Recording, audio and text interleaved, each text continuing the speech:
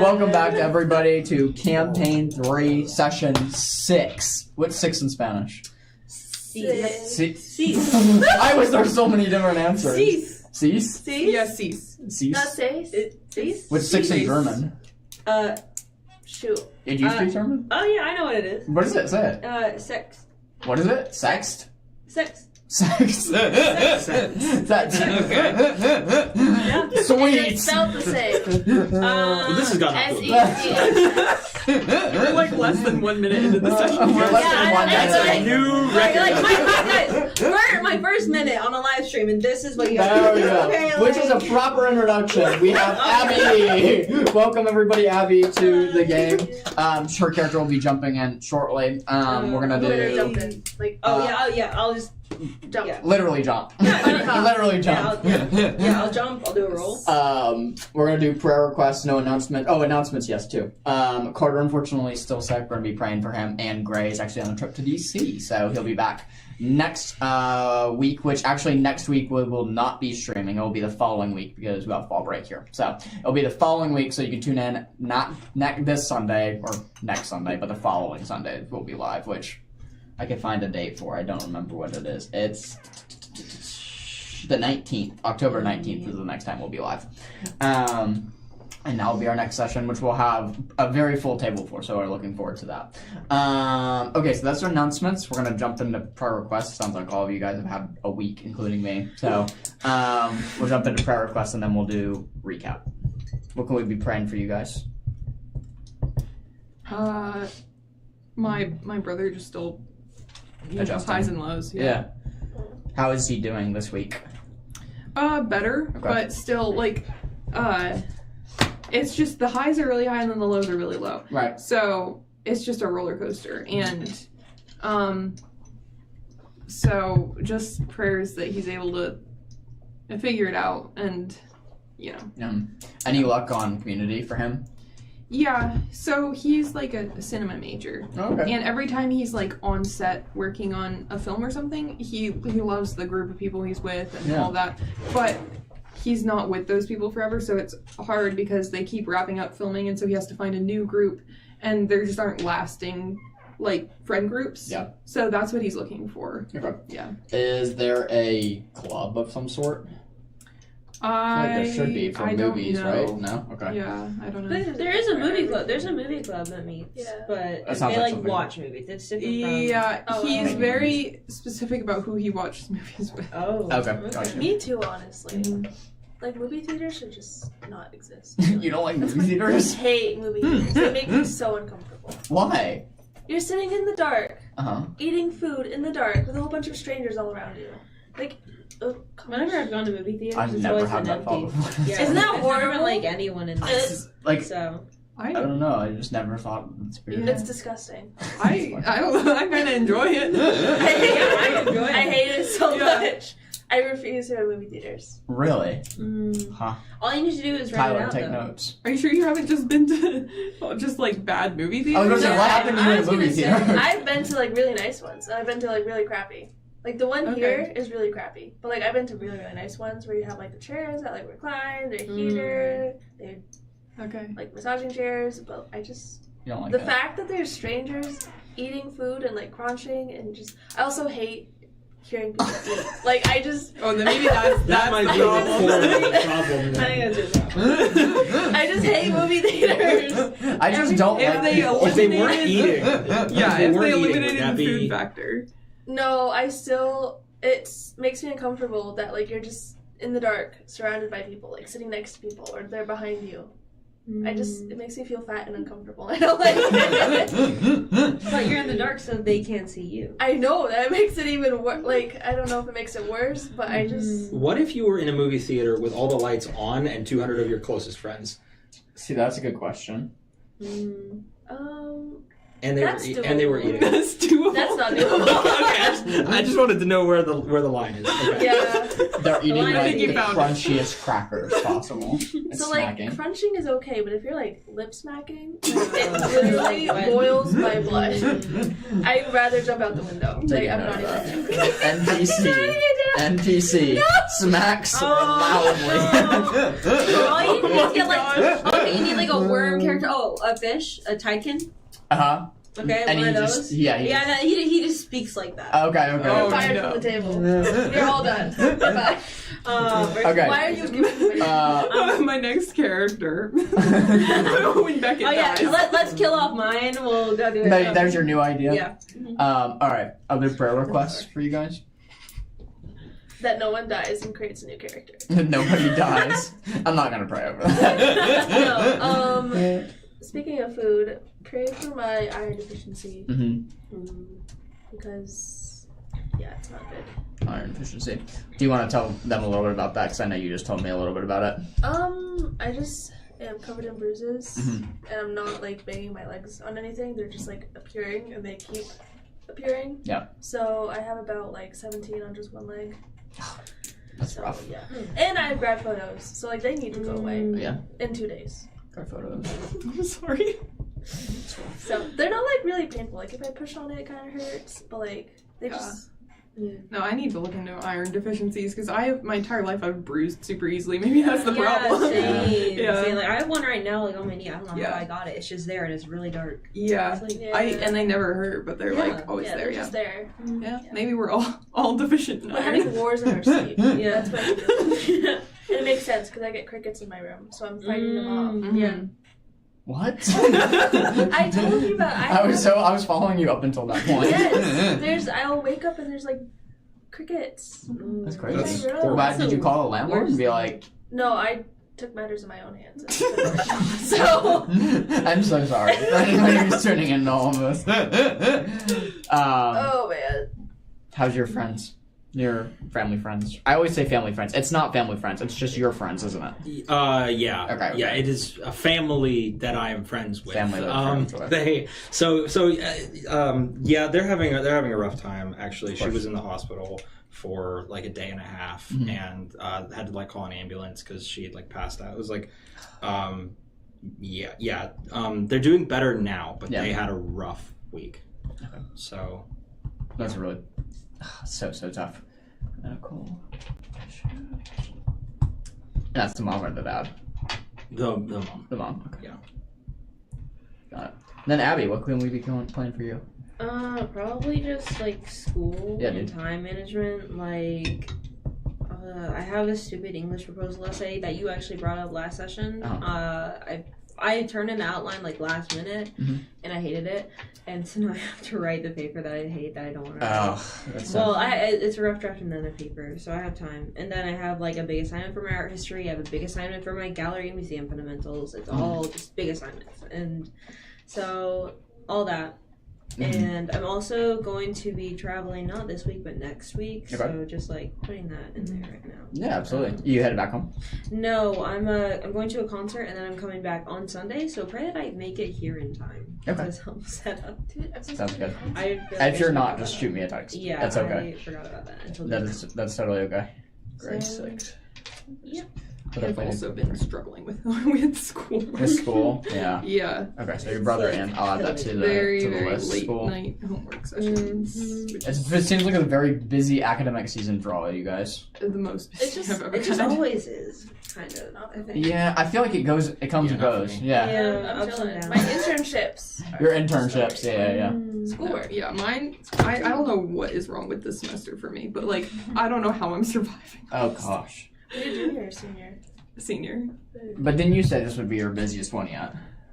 I thought you said I academically it would be challenging. this year I don't know about the semester or not. Like next semester might be the same or worse, but You can do it. No, it's done. This is your last fall semester. yeah.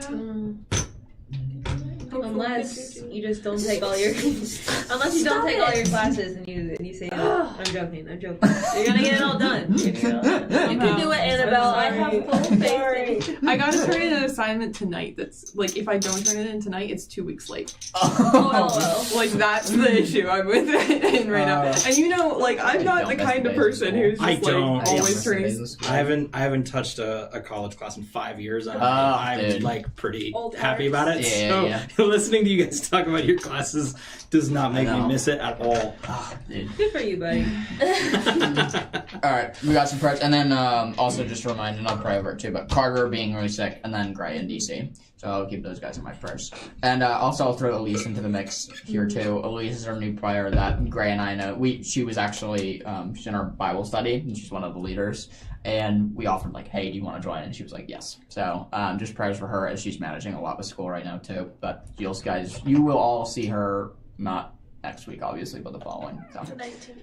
The 19th. Thank you. Yeah. All right. Dear Lord, thank you for this day, Lord. Thank you that everybody made it here safely. I please pray just for everybody at this table, Lord, and everybody listening to my voices. It sounds like there's just there's a lot going on with everybody, Lord, and I just please pray over everyone. Lord, I please pray for Annabelle's brother as he's still adjusting to campus life and trying to make new community and find good community that he can surround himself with. I please pray that maybe a club opens the door or something like that, or just a close-knit community that he can have here, and it makes it feel more like home. And he just starts to enjoy himself more. I also please pray for Annabelle as she's struggling with school right now, as she has a ton on her plate to manage. I please pray that you continue to give her perseverance as she's in her last year, Lord. So I please pray that she just finishes strong. Lord, I please pray for Alicia, for the iron deficiency that she has kind of figured that she has, of just trying to battle that, Lord, and at the same time trying to take grad photos. Those two things are just not working well together, Lord, and I please pray that you can just heal a bit of her iron deficiency, Lord, and give her the guidance and wisdom to find methods to heal or help the situation. Lord, I please pray for Wyatt as his friends are still dealing with the loss of a baby, Lord, that's so incredibly difficult. And then now the mom is also having some medical problems herself. So I just please pray over that family, Lord. We've been consistently praying over them, and I continue to pray over all of them, Lord, as that's a ton of just trauma and now health issues on top of it. It doesn't make the situation easy. Lord, I please pray for Abby as she's just starting her education here, Lord, but just please pray over blessings over her life, that she perseveres through school and starts balancing her time management continually well, and the English proposal that she has coming up. I know she just turned it in, and now she's about to write the paper on it. And I just give her perseverance for that, and just have her find the wording that she likes and her tone of voice through her writing. Lord, I please pray for Carter as we love and miss him, and he's not feeling well. I just lift him up to you, Lord, to kind of begin healing, as we're hoping to see him in 2 weeks back at the table. And Lord, I please pray for Gray as he's in DC for a concert, that he has safe travel up there, just has an amazing time with friends. And using them, I pray. Amen. Sweet. So, first thing I'm doing, because we're operating off the new fear system in Daggerheart, I get to restock my fear every session. So if you guys remember, I burnt through all of them last session, and now all my fear is back. So that's the first thing I'm doing, have my fear stack back. And now for a recap. Where we last left off, you all were in the valley. Did we start in the valley? Yeah. I think you did, right? Yeah. Mm-hmm. You all were in the valley. With the raids attacking. Valentine was getting Yes, down. with the assassins who suddenly jumped you all, and unfortunately, ill timing on Rodney's watch. This wasn't Rodney's fault. It wasn't Rodney's fault. We established that. These soldiers / assassins belong to the Kingdom of the Crow. Some of you kind of assumed that, some of you didn't, from the signet on their lapel. They quickly killed Valentine, choking her out and then injecting her with a poison known as hemlock poison, making a very, very swift end to a friend to some of you, a stranger to a lot of you. There was a beautiful memorial and funeral held where all of you kind of gave her a gift as she passed into her gravesite. With the help of Lanentha, Cram, Ivy, I think all of you had a part in like helping her get buried, and just kind of doing a very nice service for her, a nice little memorial down in the valley on the kind of western part of the continent of Tarsus.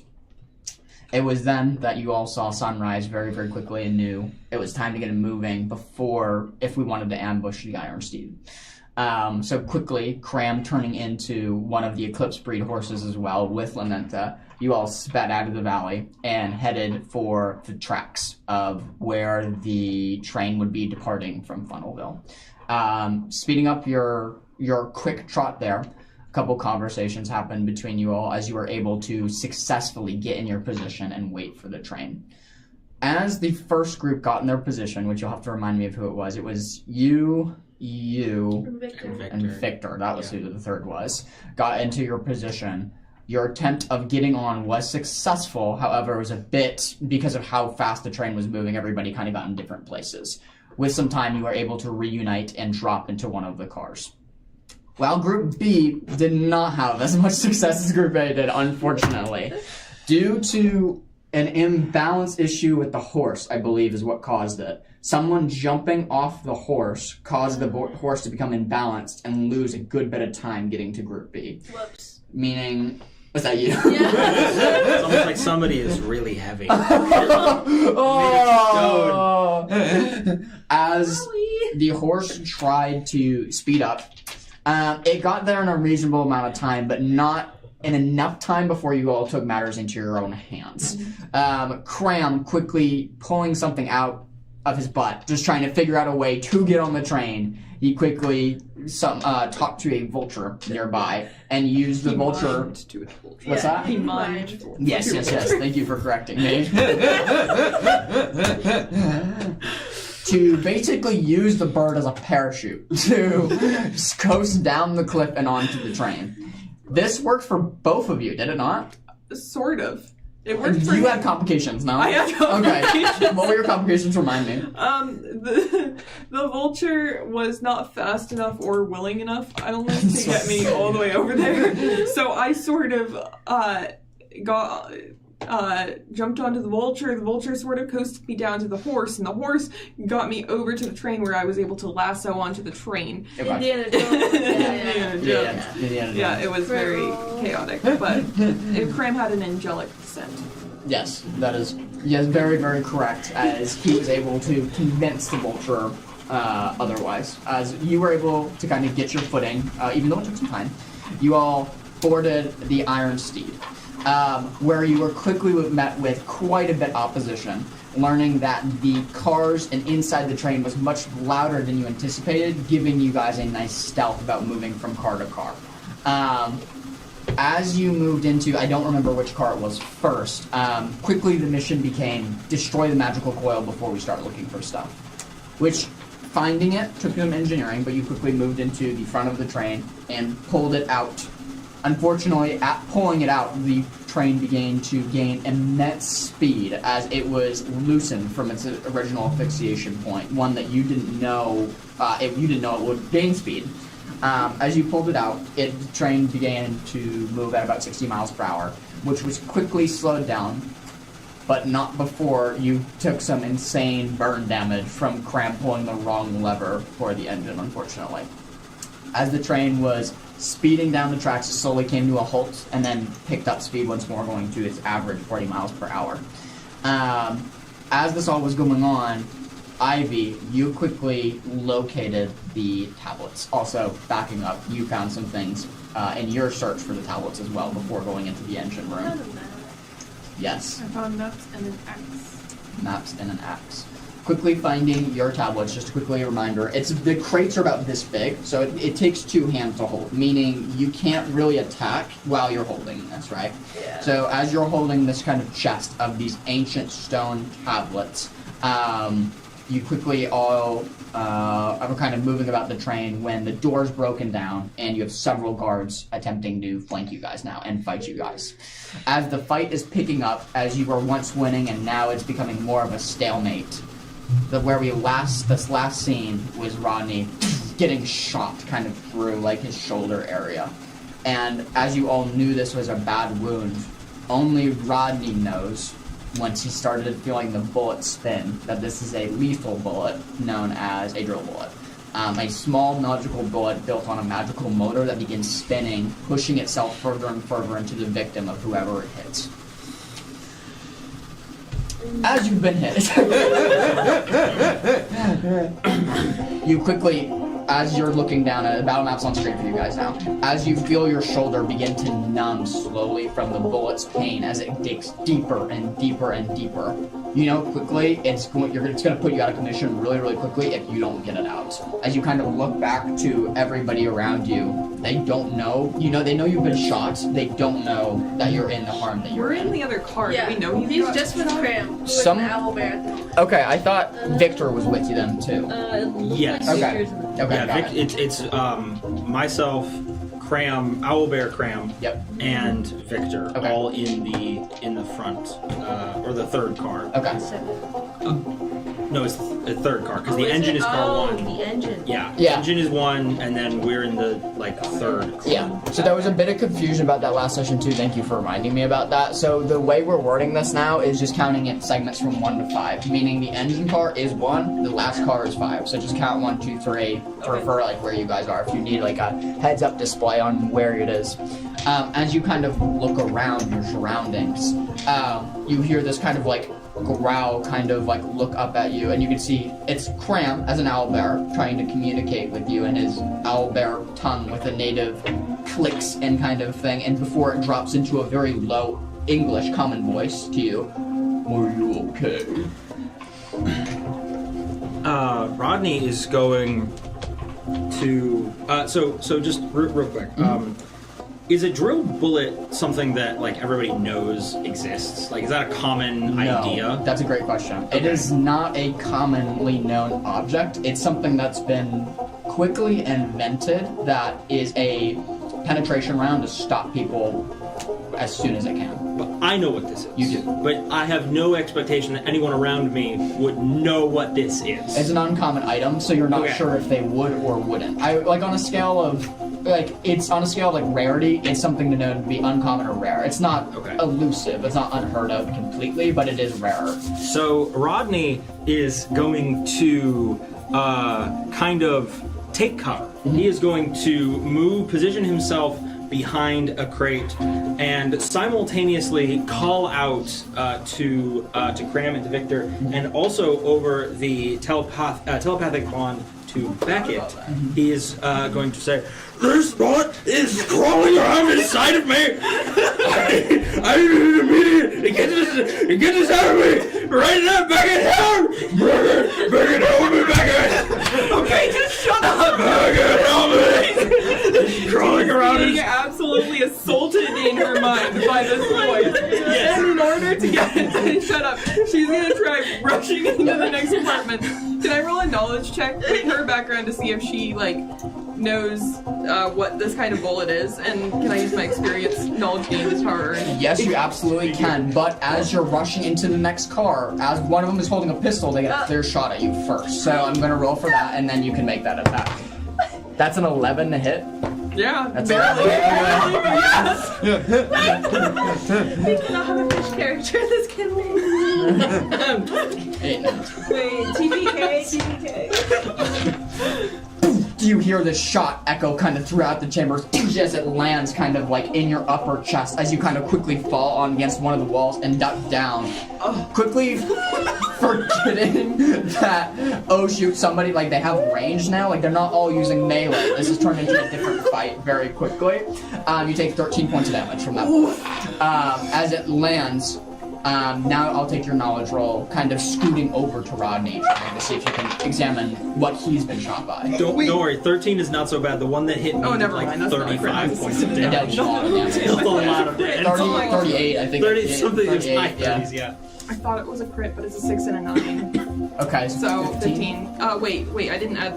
Oh wait, it's gonna be fine.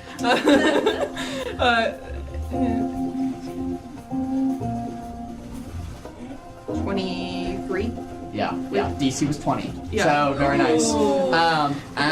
What does this look like as you quickly, start examining the wound? I'm just gonna sort of just rush over and kneel down. She's kind of also examining her own wound, or keeping a hand to it really quick. So she's just gonna sort of like rip the shirt to expose the wound, and immediately grab her bandages and stuff, and as she like puts her hand over the wound, she's gonna try to like draw out the bullet while she's healing, and her like tattoos sort of like lead to a very deep color on her hand as she does this. Yeah. She's just gonna try to draw the bullet out. Sure.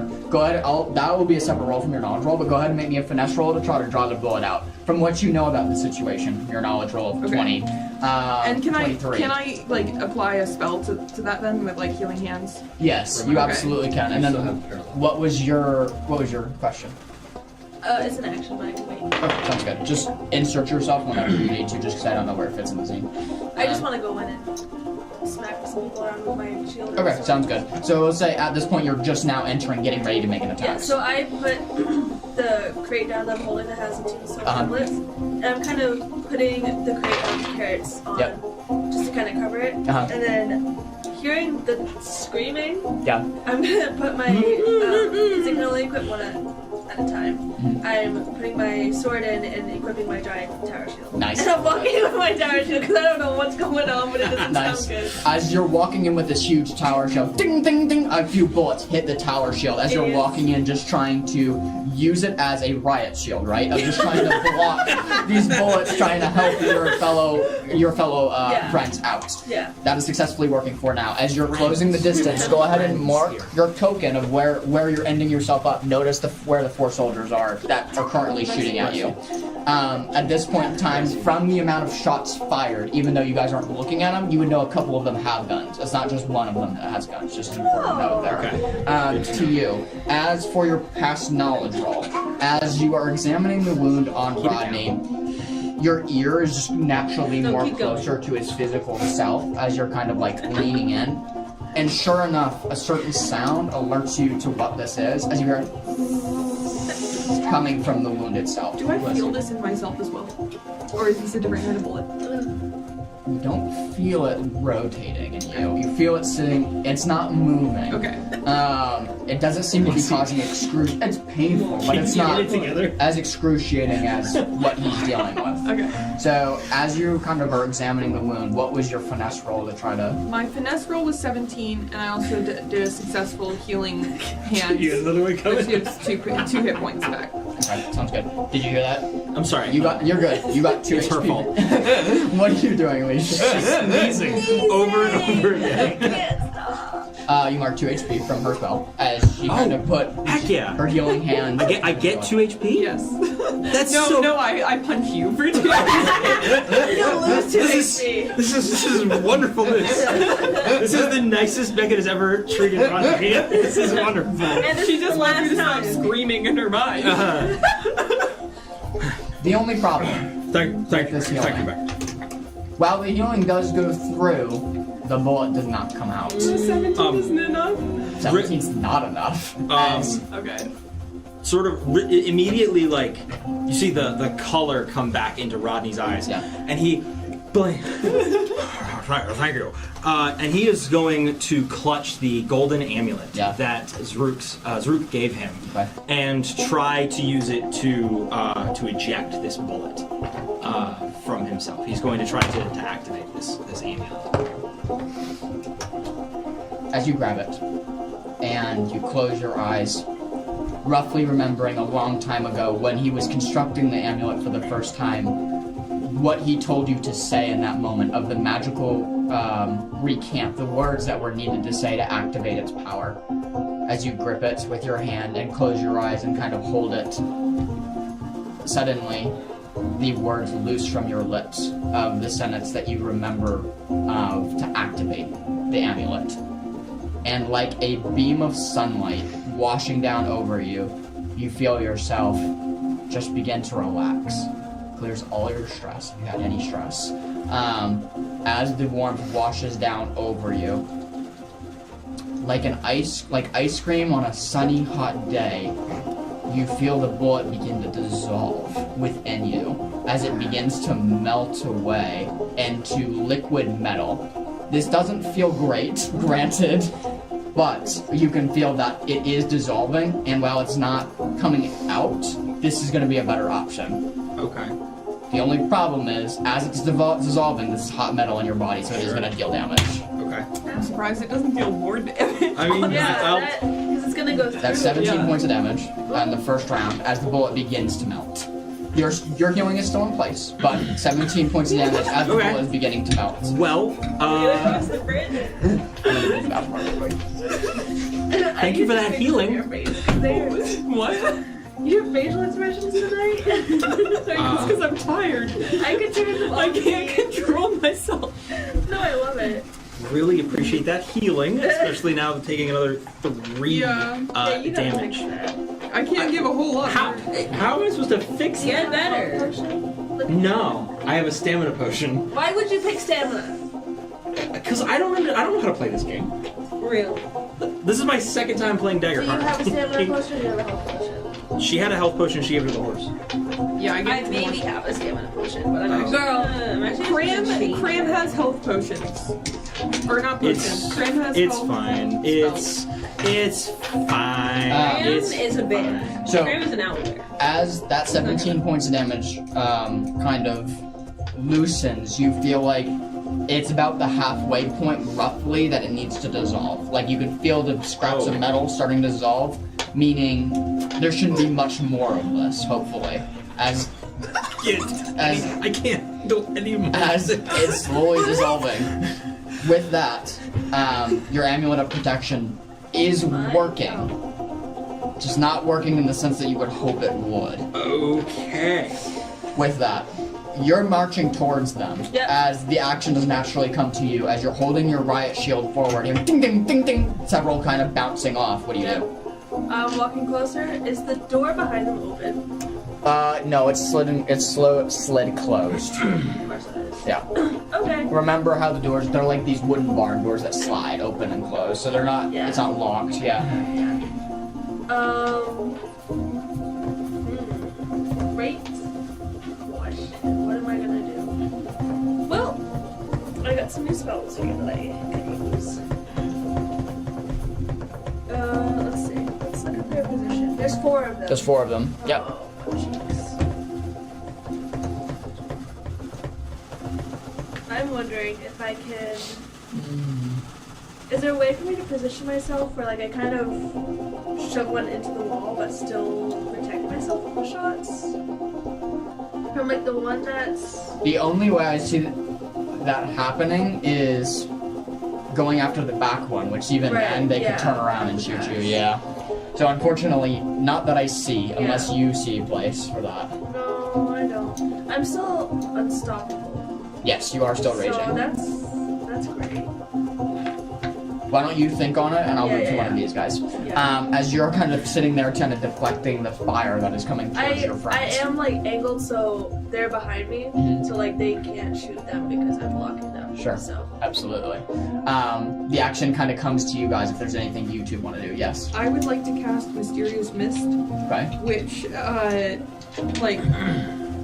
casts a temporary fog that gathers in the stationary area. Okay, sounds good. And then what is is it just kind of one area? Does it say a measurement? It's just very close range, so Okay. it would only be like this end of the car, I Okay. think. Very close But is... hopefully it will throw off. It's going to be the entire car. Because Okay. the entire car is 20 feet. Well, so at least it throws off Okay. their aim. I'll draw that out if you want to Yeah. describe what that looks like. Yeah. So Beckett's still clutching her wound. She turns away from Rodney and just starts like murmuring an incantation, and from the floor, like a mist sort of starts to coalesce and slowly at first, but then very quickly rises in these plumes and fills the car. As the mist kind of wafts up and like emerges the entire car in this fog, you're like, ceasefire! We can't see them! As you held there still kind of like in the shield, you notice that this fog has become so dense now for you all that you can't see your hand from in front of your face. It's so dense. So you have to sit directly next to Rodney, like touching each other to see each other. It's that thick of fog. As the firing has completely stopped. I don't know what I missed. I completely missed it too. No, he said you're sitting touching each other. I just. I was like, what did I miss? Yeah, do you have something? Yeah. Okay. With the fog in place, Yes. I'm going to just kind of hold my shield one arm, Yep. and I'm going to walk up to the last person, the closest one to me, Yep. that I remember them standing, Yes. because they ceasefire, and I'm going to see if I can bam bam. Yeah, roll for attack. Roll for attack. Bam, bam, bam. Bam bam. Are you trying to hit them with the shield? Yeah, I'm gonna just pull on. Yeah, just complete shield whack. Yeah, shield whack. Go for it. Go ahead and roll for attack. You technically should get disadvantage. I'm giving you an advantage and neutralizing it because you knew where he was last standing. Yeah. Thank you. Yep. Okay, that was not very necessary at all. Like that was.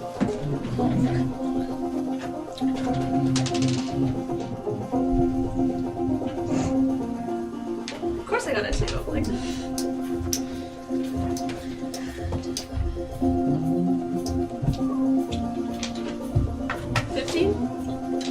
It's a hit. Go ahead and roll it for damage. Yay! Coming to you. So, 2d6.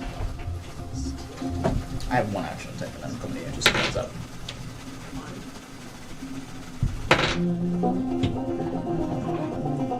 10 points of damage. Yep. As you, do you want to describe what this looks like? As you kind of get him into a melee range, he sees you too late as he pulls out his pistol, getting ready to hit you. It's too late with how close in proximity you are to him. Yeah. So because all of her armor and her shield is all like that very bright white, like gold titanium, she kind of blends in with the fog, and so she kind of emerges almost like this close to the guy, and so all he sees is just like this shiny shield coming at him, and then just boom, and it hits him square in the head. As his face is slammed up against the train wall quickly with a swift, you can see like a tooth loosen from his mouth as it goes spinning. As his head is pressed up against the wall, you deal 10 points of damage. Very nicely done. With that, I'm going to spend a fear. As your attack has landed, suddenly you hear a. You recognize as this a door being opened from car 4, not the car you are all in. Yeah. You notice it is from the sound. You know it's the doors on the sides of the car to enter into it.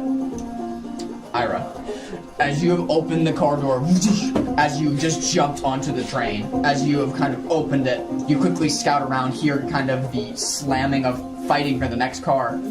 There's nobody in here.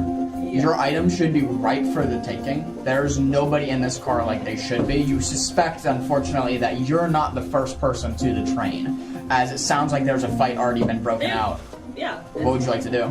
I'm immediately going to find whatever it looks like has the item I would be looking for, and I want to start just rummaging through stuff. Sure, go ahead and make me an instinct check to see if you can find it in the segment of cars you're in.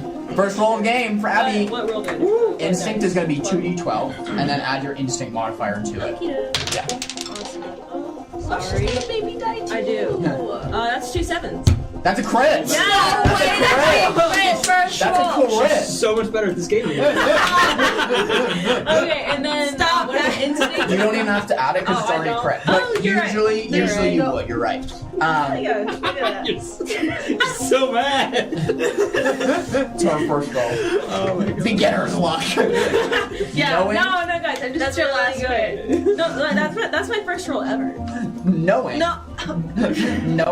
what your employer told you about what this item looked like and what vessel it would be hiding in this particular segment of the train, you are immediately able to find said crate and open it. Opening it reveals exactly what you've been looking for this entire time. The brass logo, brass signet.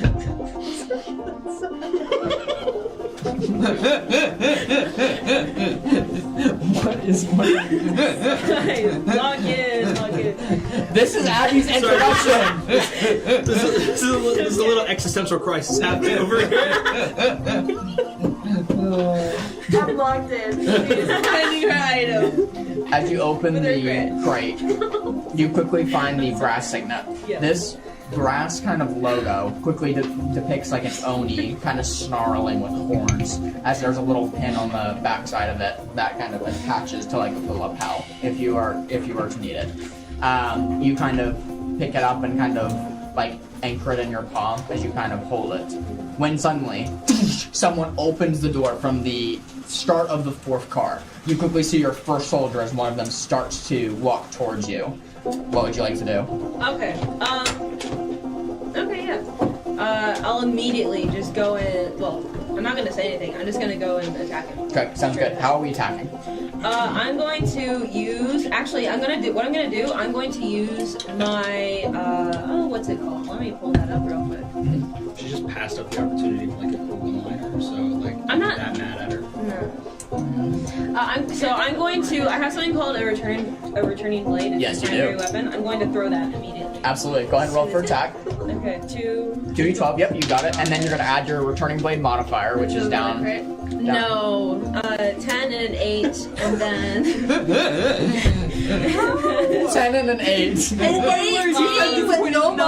it's a 10 and an 8. I'm sorry. I need some And then my fries, like, for all modifier, this salt. 2d8 magical. It's a +0. Okay, so no modifier, so just a straight 18. A yeah. straight 18 is a hit. Go ahead and roll for damage now. Awesome. Yep. Another. 2d8. Whatever the damage. Oh yes, I see. My bad. Thank Your you. guys roll digital. Okay. Oh, that's not the right one. Hold on. Sorry, guys. All good, no Still worries. learning how to play. That's a 9 and a 7. Well, it's not D8. Oh wait. Oh wait, it's not. Well, that one wasn't. It's 'cause Oh. you got a 9 on it. Oh, you're It's a so right. D10. Oh wait, no, it's a 6. Wait, is it? Yes. Well, that one's right. The other one was. Oh, Yeah. Yeah. I'm so sorry. No worries. Oh, it's this one. Wait. Yeah. I'm so sorry. You're good. Okay. 8 was the other one. So you're using So total is what? An 8 and an 8? actual Wait, no. That was a 6 and an 8. 6 and an 8. Okay, sounds Yes. good. So you got a 14. 15. Okay, with no modifiers attached to it. Okay. Yep. That's usually Was 14? it? I thought it was 14. 6 and 8. Tonight, I'm terrible with math. I have to count on my okay. fingers. 9, I'm 10, really 11, bad 12, at 13, math. 14. You're right, 14. Okay, so Just 14. as you take your blade and swing it right away, you notice this guard approaching you, where it kind of flies in the air, coming back like a boomerang and slicing like a part of kind of his backside. As you go, oh, as blood splats out against the wall, as 14 point damage is taken from him. What did you do now? I just told him to stop sneezing. I can't do anything. It's too funny. As you Sorry, we're gonna lock in. We're gonna lock in right now. As you deal 14 Alright. points of damage successfully, that is where your turn ends. Okay. The people who are next to you guys now, even though this fog is in place, one of them is still going to make an attack. This is with disadvantage for them. Oh, great. At me? Yes, Oh, great. you're closest to them. With disadvantage, that's 8. They failed. 8 fails? Yep. Okay, sounds good. So through the fog, you see this dagger come through the fog. Not a body attached to it because the fog is so thick, just like an arm swing through the fog with a dagger at the hand. As it swings through the fog, it completely misses you as it's just in a wrong direction in total. With that, Ira, as you're quickly kind of moving about this car, you hear the commotion happening in the other car, like as it sounds like they're making your way to this car. It sounds like they're getting closer and closer. You had your hand up. Yes. As the door's opening for the one soldier to go into the next car, and the silhouette like illuminates Ivy's Ivy, could I cast Paralela? Yeah. Yes, that's what it's called, Paralela. Yep. Which I use 2 hope, and it On you. yes. It allows you to hit an extra when you make an attack.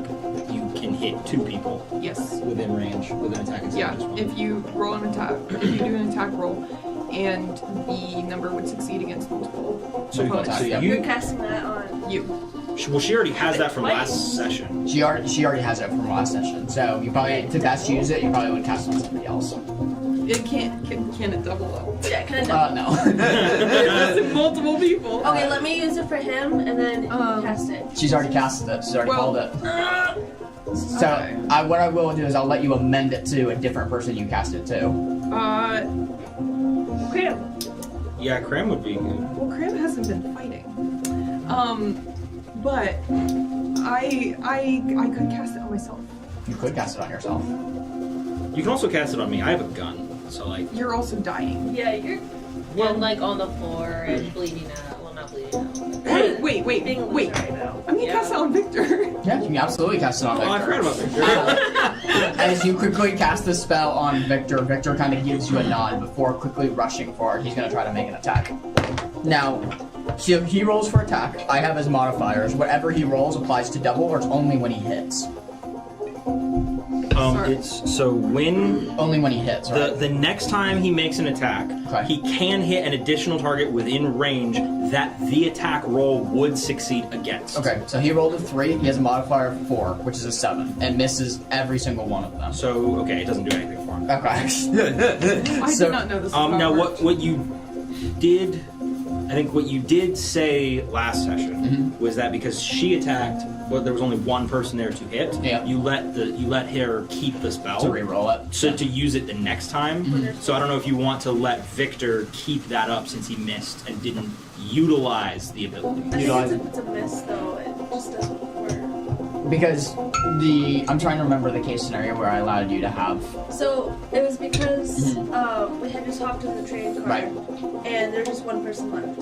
Or was it on top of the train? It was in the doorway, and the train had just come to a screeching halt, and the other guys had all gone, or maybe it had just accelerated, and all the guys had gone flying backwards. back. So in that case, she Right. did hit, but there was only one person there to hit. Yeah. Okay. So in this case, there are multiple targets available, But but he he missed. And, okay, so I'm going to say makes sense in your case, does not make sense Yeah. in his If case. he Sweet. missed, but Yeah. for me there. I'm confused then why I couldn't cast it on her if she didn't have it active.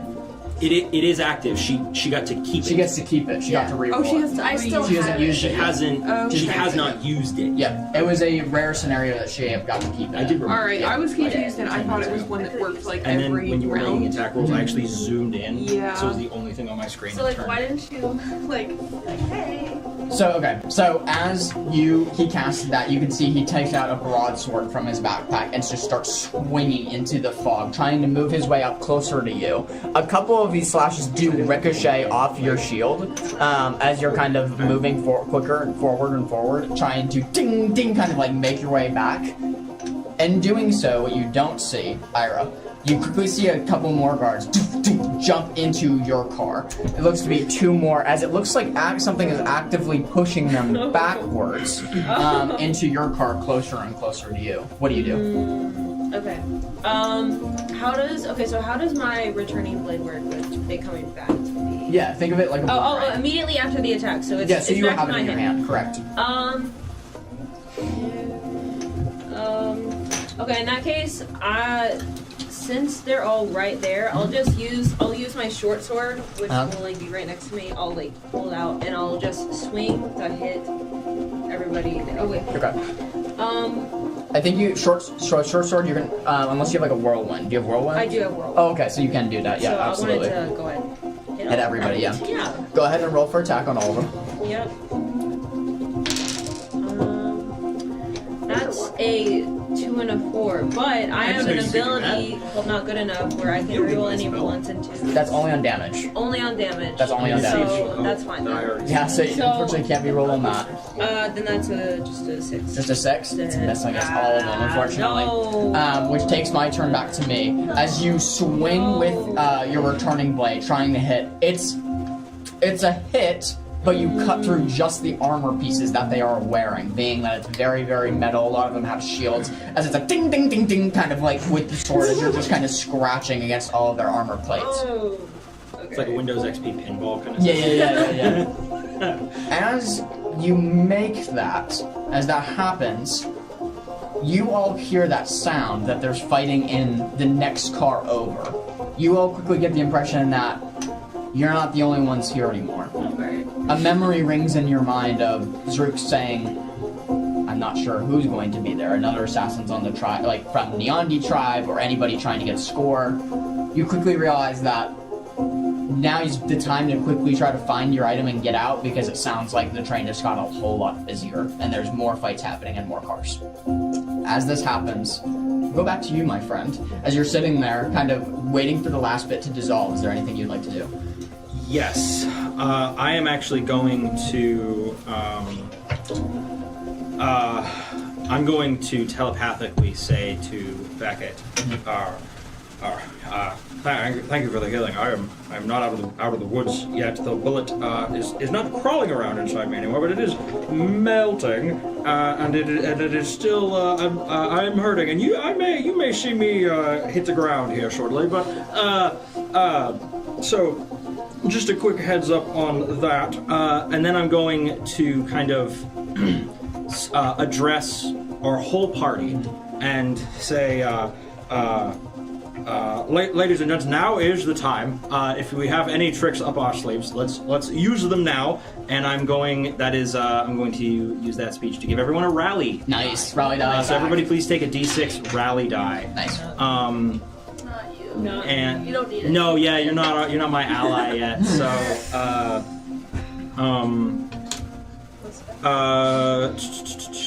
is that all I can do, or could I potentially take an additional You can absolutely action? take another action. I am going to cast invisibility On yourself? on myself. Sounds yes. good. So, let's see. This is a roll, right? This is a roll. Okay. I have to roll for this. Yep. So, that's not right. Come on, high roll, high roll. Yeah, I need a Don't use my die. spellcast. I'm not using your die. I'm using a spellcast roll. That is a 16 with hope. That's a that pass. succeeds. Yep. That is a pass for. It's a DC 10. Right. As part of the spell. So I mark a stress, and I am invisible. You're gone. I am visible or cannot be seen except through magical means. Attacks against me are made with disadvantage. Absolutely. And I have up to a certain number of actions I can take before my invisibility expires. As you are right next to Beckett, who you were tending to him at the time. Yes. Right? Okay. You just watch Rodney vanish as he casts like an invisibility spell on himself. I will say I'm going to hide now. Yeah, I'm assuming Beckett would be familiar with the invisibility spell. Yeah. As you disappear, Becca's just gonna say, just find what you need and get out. We already found what we were looking for, and now we just need to get out safe. So just be fast, and we'll try to hold them off. All right. In that case, hearing that, because that's the first Rodney actually knows they have found what they're looking for. Sure. On? Nice, what's up, guys? Hey, I just let him know. It's okay, I'm just messing We've with been you. busy. We've been busy. You've been busy. I playing. also left it. Yeah, I was gonna say you picked up your shield, I mean, you So know it's where it back is. in You the- found it. It's but easy to it's get. back in the first car. Yeah, second segment, yeah. It was pretty easy to get, though. There's no one else over there. How difficult would it be for Rodney to get onto the roof of the train? From here, it wouldn't be entirely difficult. You would just have to open the door to your left. So you would have to slide the door, and then climb up to the roof. So it would be, mechanically, it would just be one finesse roll to climb up your way to the roof. You've done it before, so I'm going to give you advantage with your sticky tongue. My Spider-Man tongue. Yep. Yeah, I'm gonna do that. I'm gonna try Okay. to climb up onto the roof. Sure, so go ahead and make me a finesse roll with advantage, because you do get your sticky tongue. As the door suddenly, no one can see who's opening the door, but the door slowly just opens. That's a 17 with fear. 17 with fear. That is a pass, but not at the expense of me getting a fear. As you kind of lurch yourself up with your sticky tongue up to the roof, and you're kind of now standing on the roof of the third segment, you see the next car over what you need, the fourth segment, what you're looking for, as it's only a jump away. Yeah, I'm gonna try to go open the hatch. Yeah. Like, I'm gonna move to open the hatch on that. Absolutely. On that next car, and I'll move on the. Right there. Yeah. I haven't gone in yet, but I'm looking down Right. inside to see. As you open the hatch and flop it open, your instincts are right. You're not the only one aboard. Ira, would you like to describe your character for me, please? Yeah. So you see An average woman of average height. She has right now a hood and like cloak on, and a mask covering half of her face. So not a lot to see. You do see that sort of the air around her clothing is fluttering. She's wearing leather boots, cloth pants, a cloth shirt, some leather armor underneath her cloak. The cloak is black, and there's a little emblem on it, but I'm gonna say you can't really make out what's on it right now. Her skin is like pale, almost bluish, but that's about it. As you kind of see that physical description and see this assassin battling what looks to be 3 of the train conductors at the moment, kind of pinning her in a corner, or getting her closer and closer to a corner. Unfortunately, from where the hatch is placed, you would be dropping either in between where they are and where she is, or on top of them. Can you describe the 3 guards to me? Yeah, absolutely. They are the ones that you've been fighting for this time actually in the fog. They have just moved from car to car. So 2 of which looks to have pistols, kind of armed. The one in the center looks to have some sort of huge war pike that he's currently swinging towards Is her. one of them the one who shot me? Is. I'm shooting that guy. Okay, sounds good. That's the one on the top part, so I don't know if I can pick it. It's him right here. Okay. Yeah. Got Does it. your invisibility stay active if you attack? Yes, it does. I think it's It does, but it uses an action, It- yes. Yeah, I have, I can only do that a few times. I can, and then it goes away. Go ahead and roll for attack. Okay. Oh, you're looking above him. He doesn't know you're there. You have advantage on this. Uh-huh. You have advantage on this. I was gonna say, I should have advantage. You on do have this. advantage on this. Okay, so advantage. Well, you have advantage twice because the invisibility gives disadvantage. Actually, no, it'd be disadvantage. It's disadvantage on attacks against me. I don't think I get Oh. advantage. No It's di- like yeah, different no than double, like just fun one advantage. advantage. Yep, because he has height and you can't see him. Yeah. Yeah. That makes Yeah. sense. Okay, so single advantage. That is a 14 with hope. I'm so sorry. You just missed. Wait. Okay, can I use my rally die, or is it too late? It's technically too late, but for you, I'll allow it. I'll allow it. Okay, This one all right. time. Well, Yeah. thank you. Thank you. I appreciate that. Only for you. Deserved. Is there a way? Hey, Okay, maybe you'll plus feel This is it. rotation. His rotational privileges. Thank you. His rotation. That's a becoming that's rotational. His that's a rotational. 16 total. 16 is a hit. Go ahead. Okay, thank you, John. You're Thank you. welcome, yeah. Appreciate it. I had it out for this guy. So AC's 15. If anybody hasn't calculated that, Okay. AC's 15 on these guys. Yeah. Cool. All right. Evasion. Sorry. D&D talk. That's a 20 for damage. How do you want to do that? So you guys watch. Well, actually, you don't watch because he's invisible. But I watch. you see Rodney just, whoop, and then the door opens. But the viewers see Rodney like Andrew Garfield Spider-Man, just like, and then he's up on the roof, and then he like leaps forward, and then he pops open the hatch. He sees that guy, and he's like, I hate that guy. He pulls out his revolver and he just aims, and just like he's done several times on this train, shoots him square between the eyes. Just at his head just splits open, and it's Love it. gone. Right, this guy is done. As you open the hatch, Ira, you notice one of the guards kind of to your right quickly look up towards the hatch as it was just open. You look up, see nothing there, and then suddenly it is shot come from the hatch. At this, just blood starts pouring from the guy's head as it's completely like split open by a huge like revolver round. As he just falls, it's now only a 1 against 2. As it looks like your guardian angel has just come in clutch Or someone who wants to kill me too. I don't know. has just obliterated this guy. Yeah. What I am gonna do, Uh-huh. I did give you grace. I'm Yes. going to take an action from you for this. Okay. So meaning you had 3 to start with, right? That's fair. Yeah, I had 3. So I'm taking 2 for your 2 for this, meaning you have 1 action left. Okay, yeah. I that's should have only taken 1. Super fair. Okay, No, okay. For letting me do the rally. Yes, but super that's what I'll allow that exchange to be made. So you still have 1 action left on your invisibility. Yes. Yep. So- Can I do one quick thing as a free action? Just Yeah. tell Beckett telepathically. Yes. We are not alone on the train. There's other parties have boarded the train. How big are the parties? How threatening? I see one small woman. I'm not. What do you estimate the threat level to be? Well, she's fighting the gods, so the enemy of my enemy is my friend. But right now, I haven't had a chance to speak. I still vote that we get off this train as quickly as possible. So just find what you need. I'm working on it. And Just let us know if you need backup. Try to keep the gods busy. I'm doing my best. As you are there, Ivy and Carter, or Ivy and Victor, you have now, with your shield, and now that there's only one left, have pinned this one up against the corner of the wall. You do have a free shot with advantage if you want to take it, either you or Victor. Yeah, I'm going to slam my shield down. The floor is wooden, right? Correct. It's not like the wooden crack. Correct. So I'm going to slam my shield down into one of the cracks so it stands up on its own. And then I'm going, can I do that? Yeah, definitely. And then I'm going to take my sword out, and I'm going to stab the guy who's pinned. And I grab my big sword. Okay, go ahead and roll for attack with advantage because he sees pinned against the wall. Oh yeah. Okay, I'm using the stupid digital because screw that. Screw rolling. With advantage. I'm coming to you, Ira, next, just as a heads up. Okay. Freaking 20. Oh, that's a definite hit. Go It's ahead. with a fear, but it's a 20. Go ahead and roll for damage. Highest number I've scored tonight. Good job. I'm proud of you.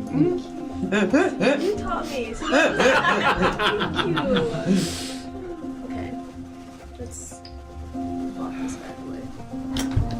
This one has not been hit yet, just as a heads up. 20 points of damage. 23 points of damage. Oh my god. Split him in half. Damn, tell me, describe what this looked. That's not a crit. That's not a crit. Shoot. No, because it would only you only crit on your attack roll, not on your damage roll, right? Yes, you can't. Yeah, You can't so crit that's on a fine. damage I got roll. 2 9s plus 1. Okay, so 23 points of damage. Yeah. This guy's barely clinging on to life right now. Go ahead and describe what this attack. Describe what this looks like. Okay, so I'm going to slam my shield down, but still kind of hunker behind it, so like I'm still protected. Yep. I'm assuming Victor's like behind me. Yeah, he's off to your right, so he's trying to flank him into a corner. Yeah, perfect.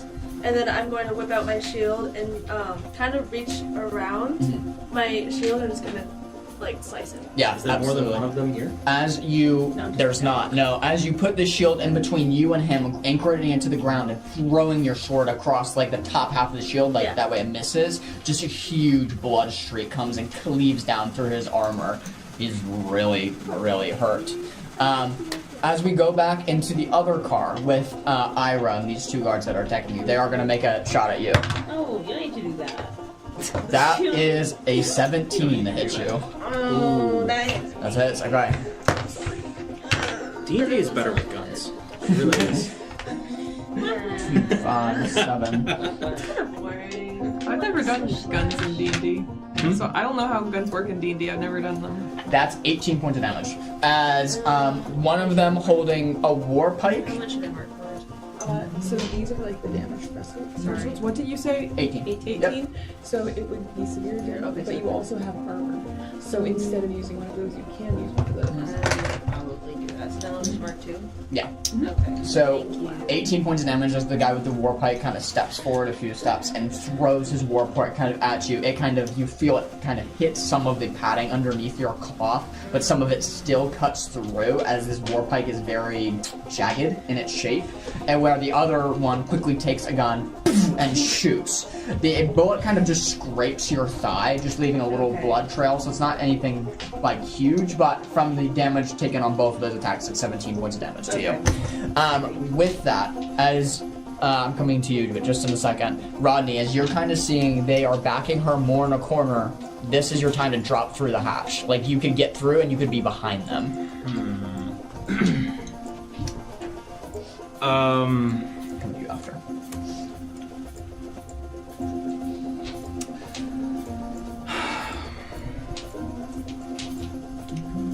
Now, without doing anything yet. Yep. Because I know what I'm looking for. Do I see it? Go ahead and roll maintenance control.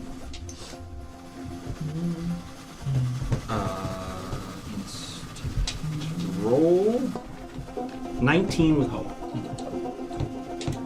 You do spot it. What you think is it. You don't see it, only the packaging of it. Okay. But you think this crate, looking at the shipment labels and trying to read them from about 10 feet away in the air, Yeah. trying to make out the details, the shipping chart of where it's been, as it's kind of like this makeshift papers on top of it, taped down to this crate, align with the shipping chart that Druk had given you of where this item should be transported. Meaning it's either a coincidence that this crate has the same exact shipping lane, Sure. or this is it. Be a heck of a coincidence. I am going. How big of a crate is this? It's sizable. It's about, I'm going to say it's roughly the same size as the one that Ivy was carrying. So it's about two hands. It's too big for me to grab on my tongue. Yep. From where I'm at. Okay. Okay, hurt. Lick it up. Rodney is going to use his remaining invisible action to cast a spell. Okay. That spell is invisibility. He is going to recast to maintain invisibility. That's what he's going to do. Okay, go ahead and roll for that. I am rolling for that. That's a 21 with That's a fear. pass. That sure is a pass. I mark another stress. So you got your get a 3 fear. actions back, right? Yep, I'm Okay. back up to 3 actions. Okay, sounds good. And if you'll permit it, I'm then going to move to investigate the crate. Absolutely. But as you drop down into the thing, Ira, go ahead and make me an instinct roll. Is that just You have disadvantage on it as well. I'm sorry. so- Yes. oh, yeah, that first one. that yes. So Gotcha, d6 gotcha. on the disadvantage. D6? So roll 2d12s for any. Okay. Yeah, roll 2d12 for instinct, Okay. and then perfect. And then roll a d6 with it, and then you're gonna subtract that from the total. There you go. 3. Okay, so I got 17 minus. Minus 3. Yep. Which Okay. is 14. And then, do you have an instinct modifier? Yeah, it's plus 0. Okay, perfect. 14. It's not. Okay, good to know. You hear like a soft bump, like an odd bump in the train. Like it almost like missed a part of the track or something. It sounded very, very weird, like a thump. What she doesn't know is that was you Yeah. landing. As you made your descent and kind of are looking, you see these 2 soldiers about to like approach this assassin and try to take her out. This is your chance to try to grab the crate.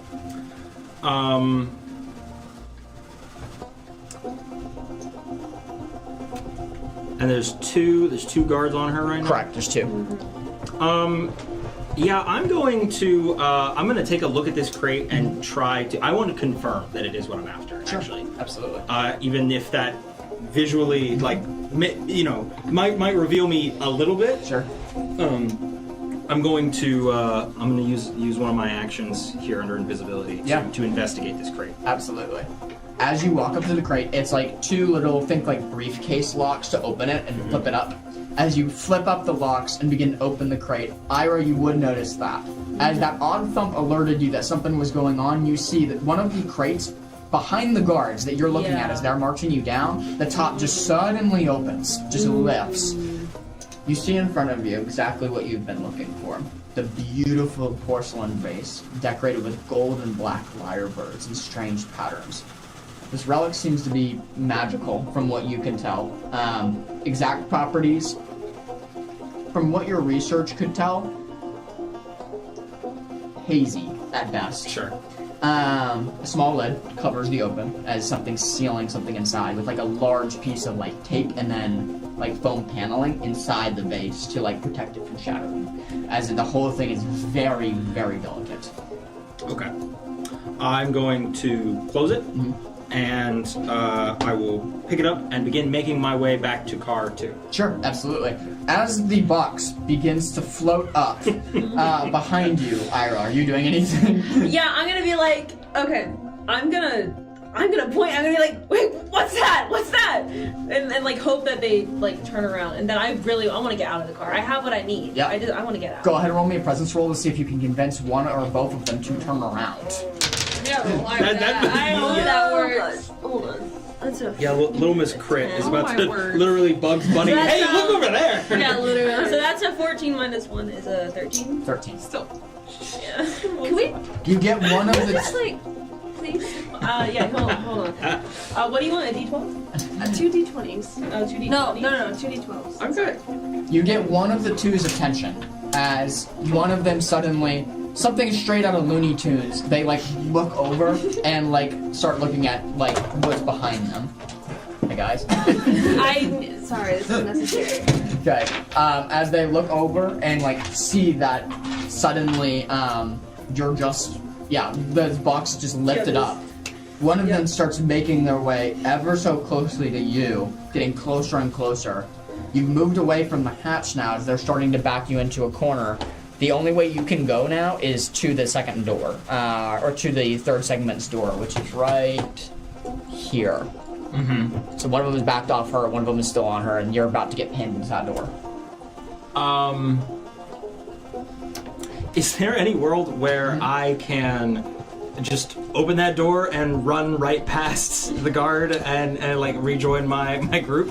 There's a world where you can certainly run through the door, but there definitely is going to get a shot at you for doing it.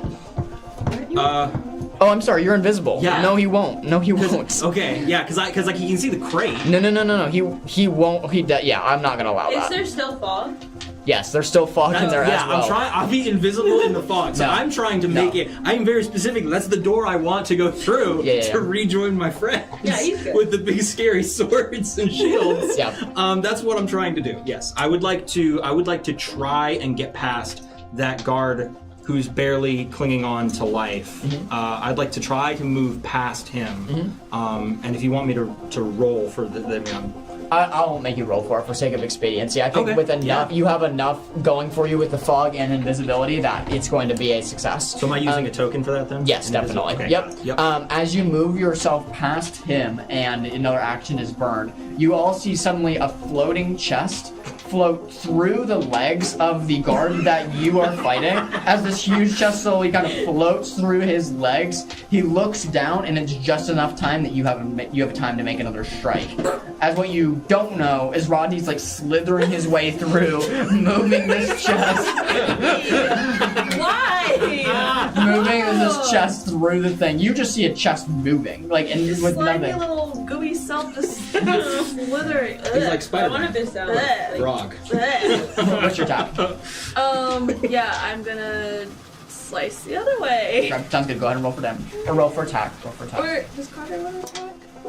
You can? Yeah, it was either you or him. You or him. I'll let Carter. Okay, sounds good. Just know he's neither you nor you or him would have gotten advantage on this. That's fine. Okay.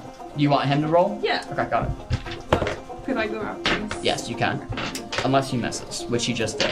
I still got a 2. I'm done. He also got a 2. So, let's see. That's 3, great. 4, 5, 6. Together. Yeah. So as he throws his sword, ding, kind of misses. It does come back to me, then I'm coming right to you. I'm gonna spend a fear here.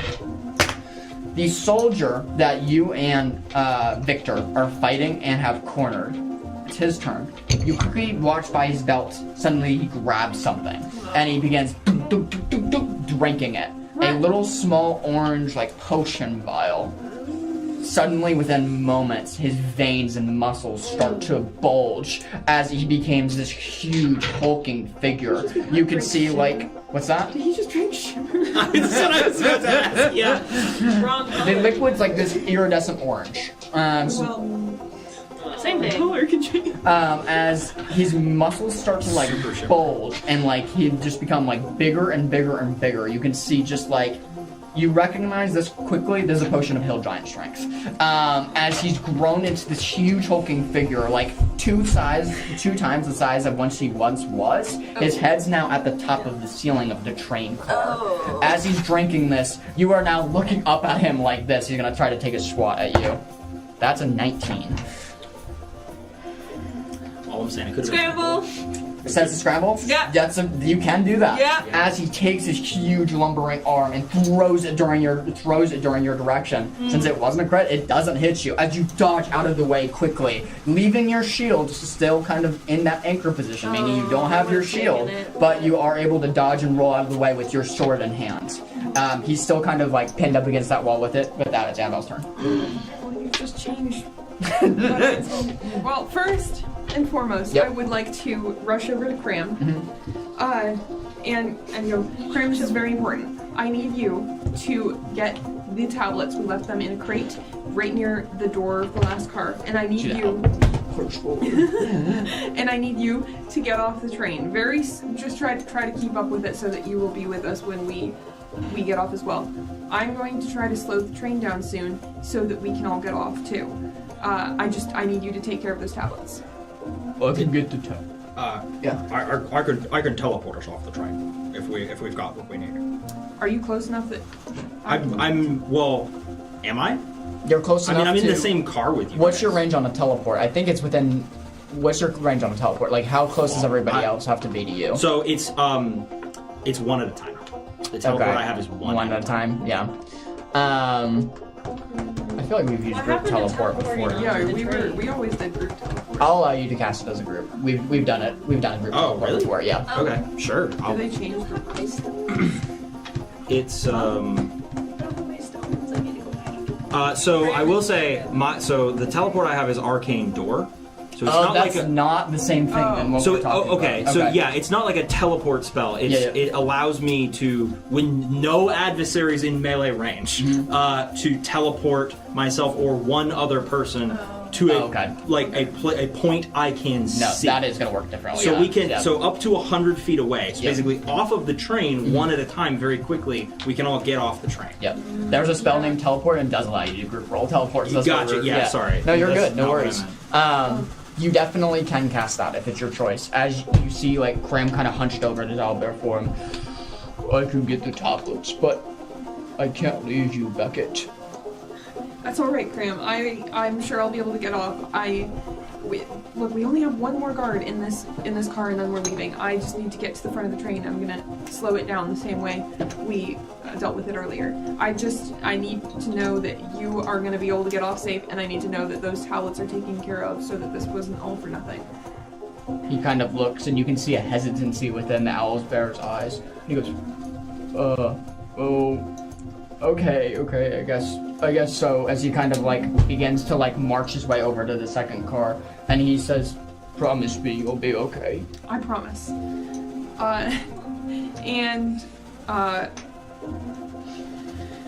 With that, I'm trying to decide whether Beckett would help attack, or I think that she would assume. I actually don't know if she would have seen this transformation because of all the fog. You wouldn't have. Okay, she's just going to yell, both mentally and out loud, because she still thinks that Rodney's in the other car. Mm-hmm. She's gonna yell, "Be ready! I'm gonna slow the train. We all need to be ready to jump off when it gets slow enough." Rodney is actually at this point standing next to her, floating, carrying. He's gonna drop invisibility, standing right next to her. Hurry, Becker. Rodney, don't do that! I made it. Are we ready to go? I can teleport us off one at a time if we want to take that approach. I don't know. What's going on over at that end of the car? Did you see what? There is a woman there. She is fighting the gods. She might be worth talking to. As far as I know, there's only a couple of gods left on the train. But I meant at the other end of this car. I can't. There is a man who was almost dead, and now he's very angry. And actually, I can't see. Never mind. Okay. Ivy's handling it. I have faith in Ivy. There's a lot of violence happening, but so Ivy and Victor are about ready. They're ready to go. They're holding the line. I wish. They're about ready to go whenever we're ready. All right. In that case, you and Cram go over into the next car. Cram is going to grab the tablets. We left them over there, and then you can teleport him off. Well, I have to do it from this car with the open door. I have to be able to see where we're teleporting to. Okay.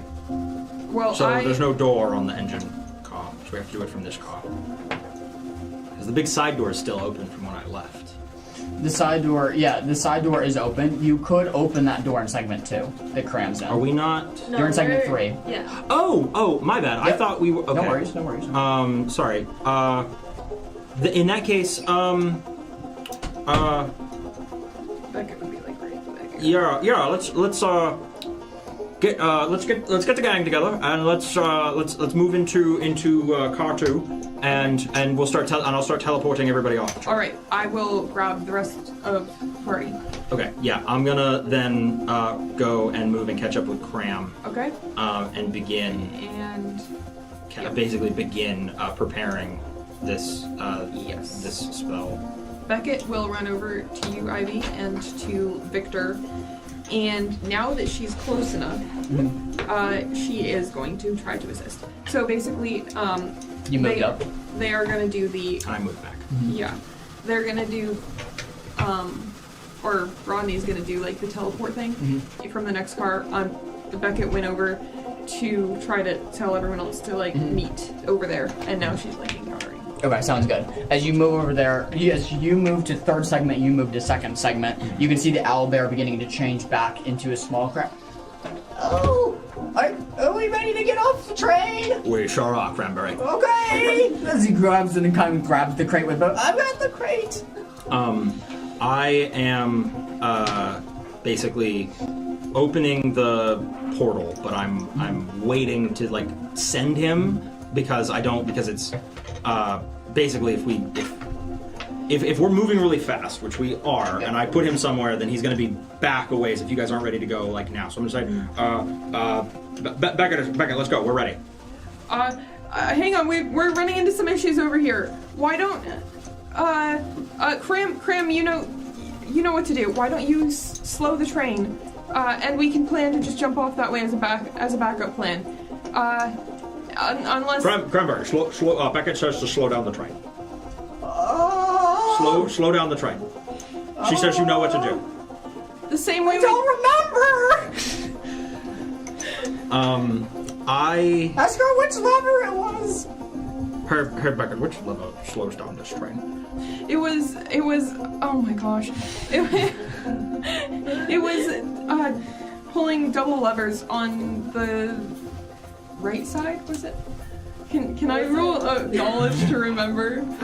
Yeah, I'll allow that. Okay, because I was just studying this. Yeah, I'll allow thing. that. I'll allow that. Okay, that's good. 23. 23. With hope. Yeah, you remember it's the far left and far right need to be pulled at the Okay. same time. Yeah. The far left and the far right need to be pulled simultaneously. Okay, yeah. So I'll relay that to Cram, and if he needs help, like him and I can do it together. We'll make sure that happens. He kind of looks at you.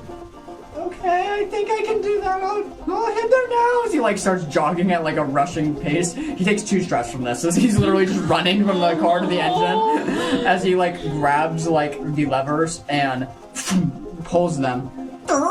As the brakes engage, suddenly the train slowly comes stopping to a halt, over periods of time. As that happens, I'm going to spend 2 fear. The person who now you 3 are battling, both Victor, Ivy, and Beckett, is going to make an attack here. That's 13 points. They're not 13 points of damage. That's a 13 to hit all 3 of you, being that you're in close proximity. Yes, you're all in melee. He can hit all 3 of you. Is that a 13 to hit you? It hits Victor. Yeah. Yeah. Don't forget you all have rally dice. Well, that doesn't do anything. Yeah. Thanks for Sorry. nothing. Okay. He takes this huge war pipe he has in hand and just completely throws it towards you, hitting all 3 of you like a row of dominoes. Ding, ding, ding. As you can hear the axe cutting through every single one of you. My shield. That's 7. No, your shield's still anchored. Oh, it's Yeah, no, your shield. taller, You I do not forgot. have your shield. That's 17 points of damage to all 3 of you. As that cleave hits, he's gonna take his bonus action. Of course he He's is. gonna use a fear to use a special ability. As he cleaves in, his gaze shifts to Victor, the largest in the group, the most threatening. You immediately see him grab Victor as you all both try to do something. It's not enough time. He does succeed on a strength roll. Picks Victor up and slams him down onto the ground, similar to a Bane breaking Batman's back. As he picks him up, slamming him down onto his knee, you hear Victor as he you hear snap as he falls onto the train floor. As it sounds like his back or something has just been broken. Wow. You're gonna kill this character when he's not here. He's still alive, but he's hurting. That As happened he's last session. Yeah, we cannot do another character death. There's precedent for that. as he slams down on the ground. He's still alive. He's still up. He's just really hurting.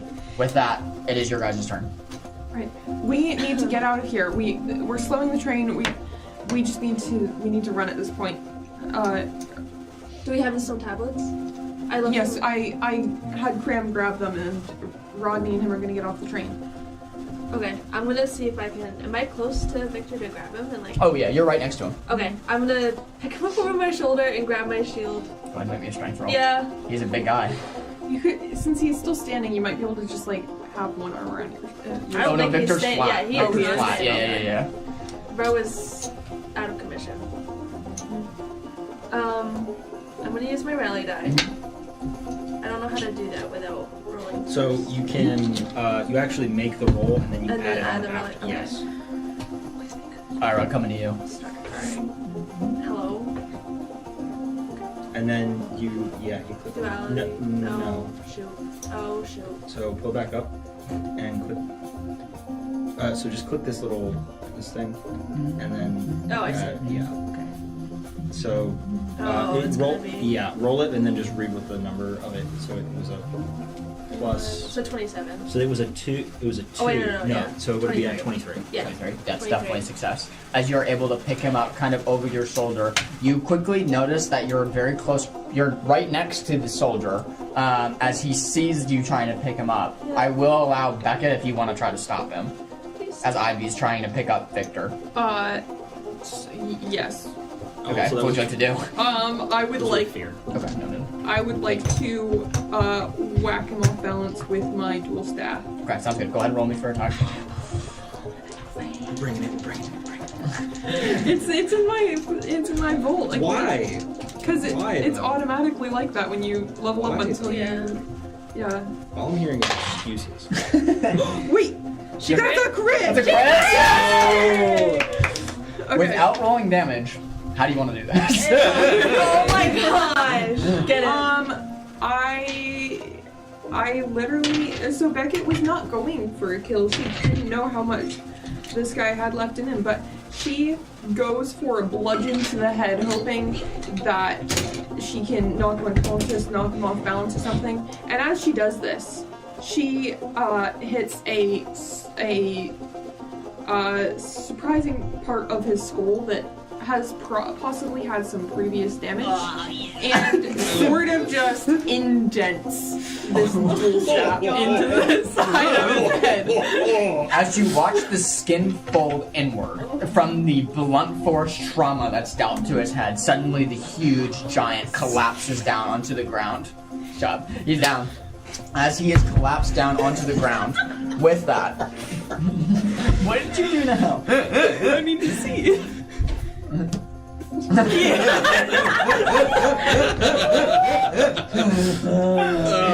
That's crazy.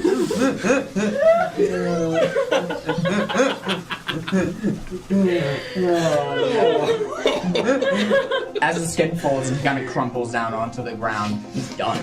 Nice attack on that one. Ira, coming to you. As you have these two guards, No, it's okay. you have these two guards approaching you. What would you like to do? I really want to get out. Have I noticed that? Is the train like slowing down? Yes, you definitely want to Okay, notice. can I like get out the door? Yeah, you could definitely try to open the door. The only thing with that is it might come under attack. It might give you. They will get an attack of opportunity because they're right next to you. I mean, there's nothing else I can do. I want to get off the train Okay, sounds good. right now. I'm gonna go ahead and roll to see if they hit you. That's a miss. I'm pretty sure it's a 4. Yeah. Oh, Okay. yeah. Okay, so as they swing kind of wide, you go and open the door. You can see Yeah. just the red plains landscape that is zipping past you, kind of now at 20 miles range now, 20 miles per hour range now.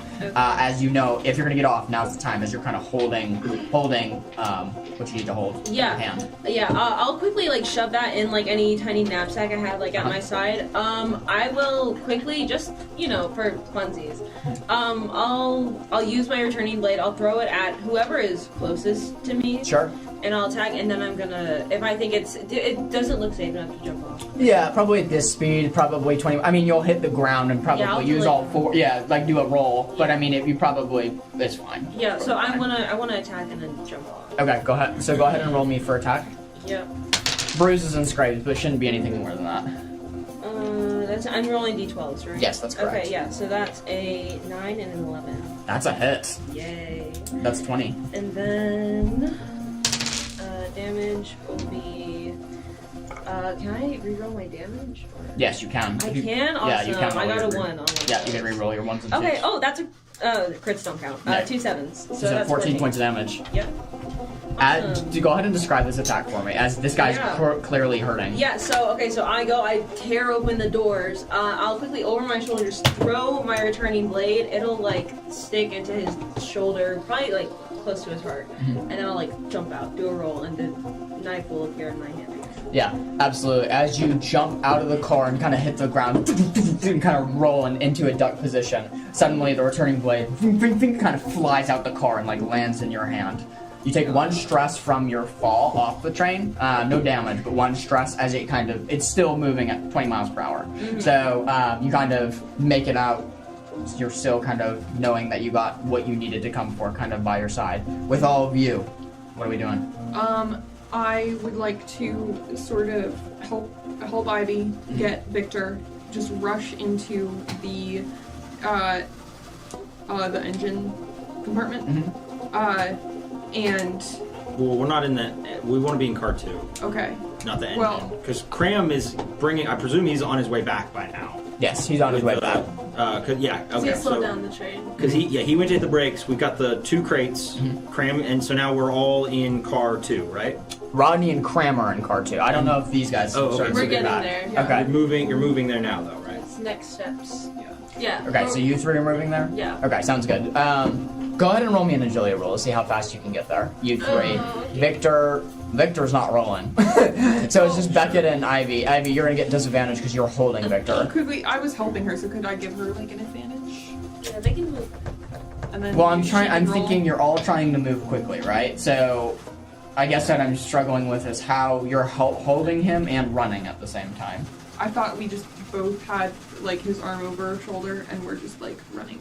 Okay, I have, thought like, you an were. environment No, she's. Oh. Yeah, I was about to say. Yeah. If it was that, I would allow it. Yeah. She's carrying sorry. him. Okay, in that case, I guess. This is a good question, though. It's a good question. Okay, so go ahead and roll agility rolls here. You disadvantage, yeah. Can I ready an action to take as soon as they come through the door? Yeah, what would you like to hold your action for? Oh, for when they come through the door, what is the action? I'll be casting a spell. Do you need to know specifically the spell? No, I'll trust you. I'll be casting a spell, or at least attempting to. Okay, sounds good. As soon as they come through the door. Oh. Okay, noted. Can you cast it on multiple people at once? No. Okay.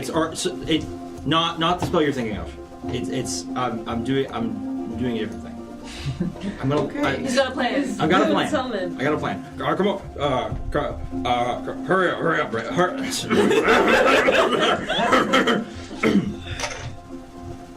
Becca. Come on. We need coming. you. Are you guys coming or not? There were problems, but we're coming. I'm thinking now that the train is stopped, we can probably get on the ground. But should we start it again to cover our tracks a bit, not let them know where we left the train? You feel a tug at your coat. Oh, Mr. Rodney, sir.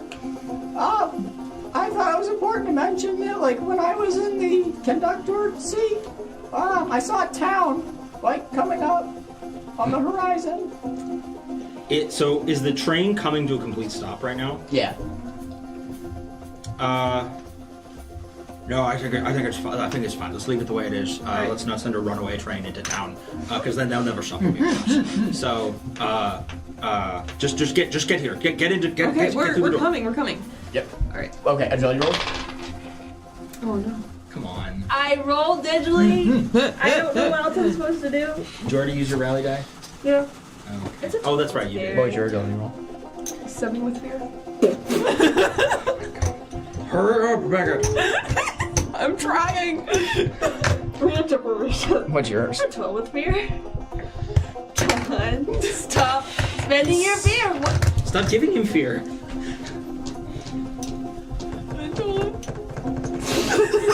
No, I don't like that face.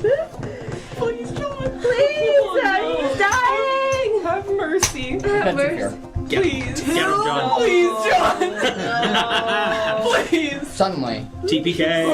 No, don't from the do this top suddenly. of your car that you're in, dum, dum, dum, zzz, it sounds like a grappling hook is launched off. More boarders. This time different people as the train is coming to a halt.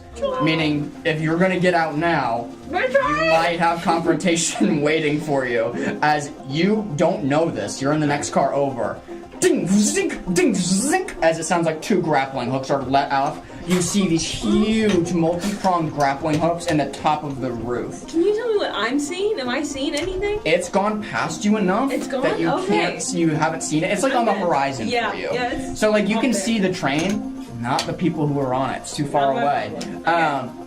You quickly know you're in Yeah. for more. Yes. Can we get into the next car though without them seeing us? Like just since we're going on the in between. That I am Is gonna roll there for to see if they get in before you get over. Is there still I'm gonna live roll this. Can I use this? Are you using a Yeah, no. Are you using a 20? I'm using a 20. Yeah, I'll live roll it for you. I can't. 11 to 20. There's you still guys, fog, you right? guys make it in without passing. I've thought of the fog. Okay. Fog would be clearing because it's been a Okay. good time, right? Please. Okay. Would it? It just says temporary fog. It didn't give a specific. A specific time frame. I think what I have to do is spend a fear to end that condition. So that's fine. I'll take that into account. I'll give you guys benefit of the doubt. 1 to 11, you guys pass on without a trace. 12 to 20, they see you as they're boarding. I'll let you live roll this. Wait. Yeah, get the Run, live roll it. you roll. Gotta get the 2. Go ahead and live roll it. If I roll a 20, I'm literally walking out. You Not want even joking right now. I'm you driving want the plane. 1 to 11 in favor for you, and so low rolls is good here. Low rolls is good. You want low rolls. Okay. This has eyeballs on it. 1 to That's 11. cheating. Well, if you want, that's the thing. I think it's a bit invalid. So why don't you Yeah. go with a real die? I didn't realize that there was No, but you want them there so that it doesn't. yeah, actually, hold on. Wait. Yeah. 1 to that's 11. Fine. We don't want the 20. 1 to 11 is what you're hoping for. Anything above that, you're gonna get seen. If I get a high roll. Please don't. Please. Guys, that's it. I got like 8 2s on this one thing. That's a 13. I was so close to a 2. That's a 13. 2 is so close. We're never letting you roll anything. I'm just done rolling. Just As you I are think that you're banned from dice forever. all rolling, can you go in here? Can you go in there? your concentration on your fog has been broken because you are trying to run. You're trying to fight. The fog is dissipating now. As you are trying to run, you just make it to the door. This door right here that separates segment 2 from 3, where you watch the door open when suddenly cords from above as a huge as the hatch of the train has been opened on their car. You see masked figures dressed in complete black. You can see tribal tattoos kind of like down their arms as the wrapping is not covering their entire body. These look like Vikings of sorts, as they are huge. They look ready for a raid, as they're looking at both of you, as they've dropped down into this segment of the car. Kind of very bushy beards, dark eyeliner around their eyes. There's only a bit of black cloth, and then the armor that looks under it looks very padded. Could I use prestidigitation to create like a crashing noise in like the other side to distract them? I will allow that. Just to note, you guys are gonna get 1 action here. So I need you guys to determined to agree. That's the 1 action you want to take. I want to get into the other car. And to get to, We're right there, too. yeah, so we're right that- there. I think we just want to get Okay, out. If you I'll can allow it. roll I'm just high. saying you get 1 action here. So if it doesn't work, it is my turn. Yeah. If they Just roll high. so Don't. Well, so it's not a roll. if they it's do just, the Oh, prestidigitation as their 1 action, does that mean they don't get to move? No, you get movement with it, but Okay. it's gonna go. What I'm saying there is, if it's a miss, the turn order goes right back to me. It's not. I mean, it just happens. It's not a roll. Oh, it's not a roll? Okay, then I'm sorry. Go ahead. I didn't even realize that it wasn't Yeah, a it's roll. just a wizard class feature. It's not even a spell. Or, I like, love it when we just get to do stuff. Yeah. It's great. I am going to see how many it catches off guard, though. Because, Okay. yeah, because go ahead and describe to me the sound that you're creating behind them.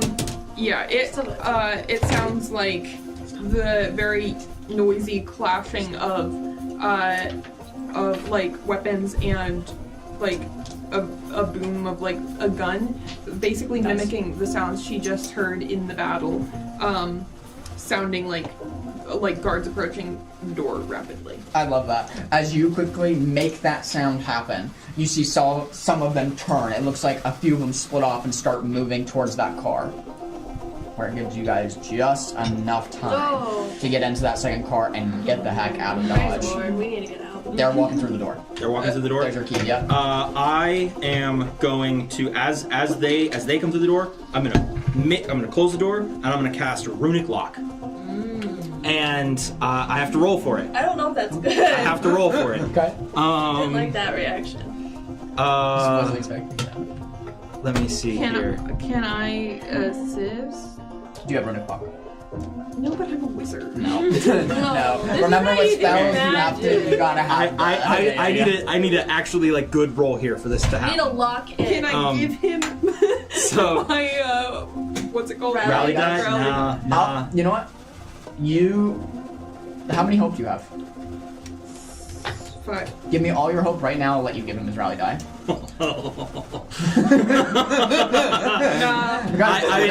I can tell you what I have to roll if that'll make a difference. No, because I we did can that and we I can got just pile crates in front of it if the lock doesn't Yeah, work. It's yeah. All We're right, fine, I'm we're rolling. fine. I'm rolling. All right. Let's see it. Yes, I needed a 15. I got a 50. I got it. 50. Oh my yes. gosh. So I got it. So that door is locked. As the magical seal takes place, what does the magical seal look like? Is it a lock that affixed to the door? What does that look like to everybody? You see, you see almost like a you see like a crest appear, and it would have been sort of at basically the crest of the House of Zrook, right, appear on this door, right, in like a gold and kind of shimmering, and then just disappear as the door is not going to move. This door is locked. So, and Something worked. it takes it can only be opened by creatures of my choice, someone with access to magic, and an hour of time to study the spell can break it. I love that. So As that door is locked. That is cast. You hear several thumps, like trying to get in the door after you.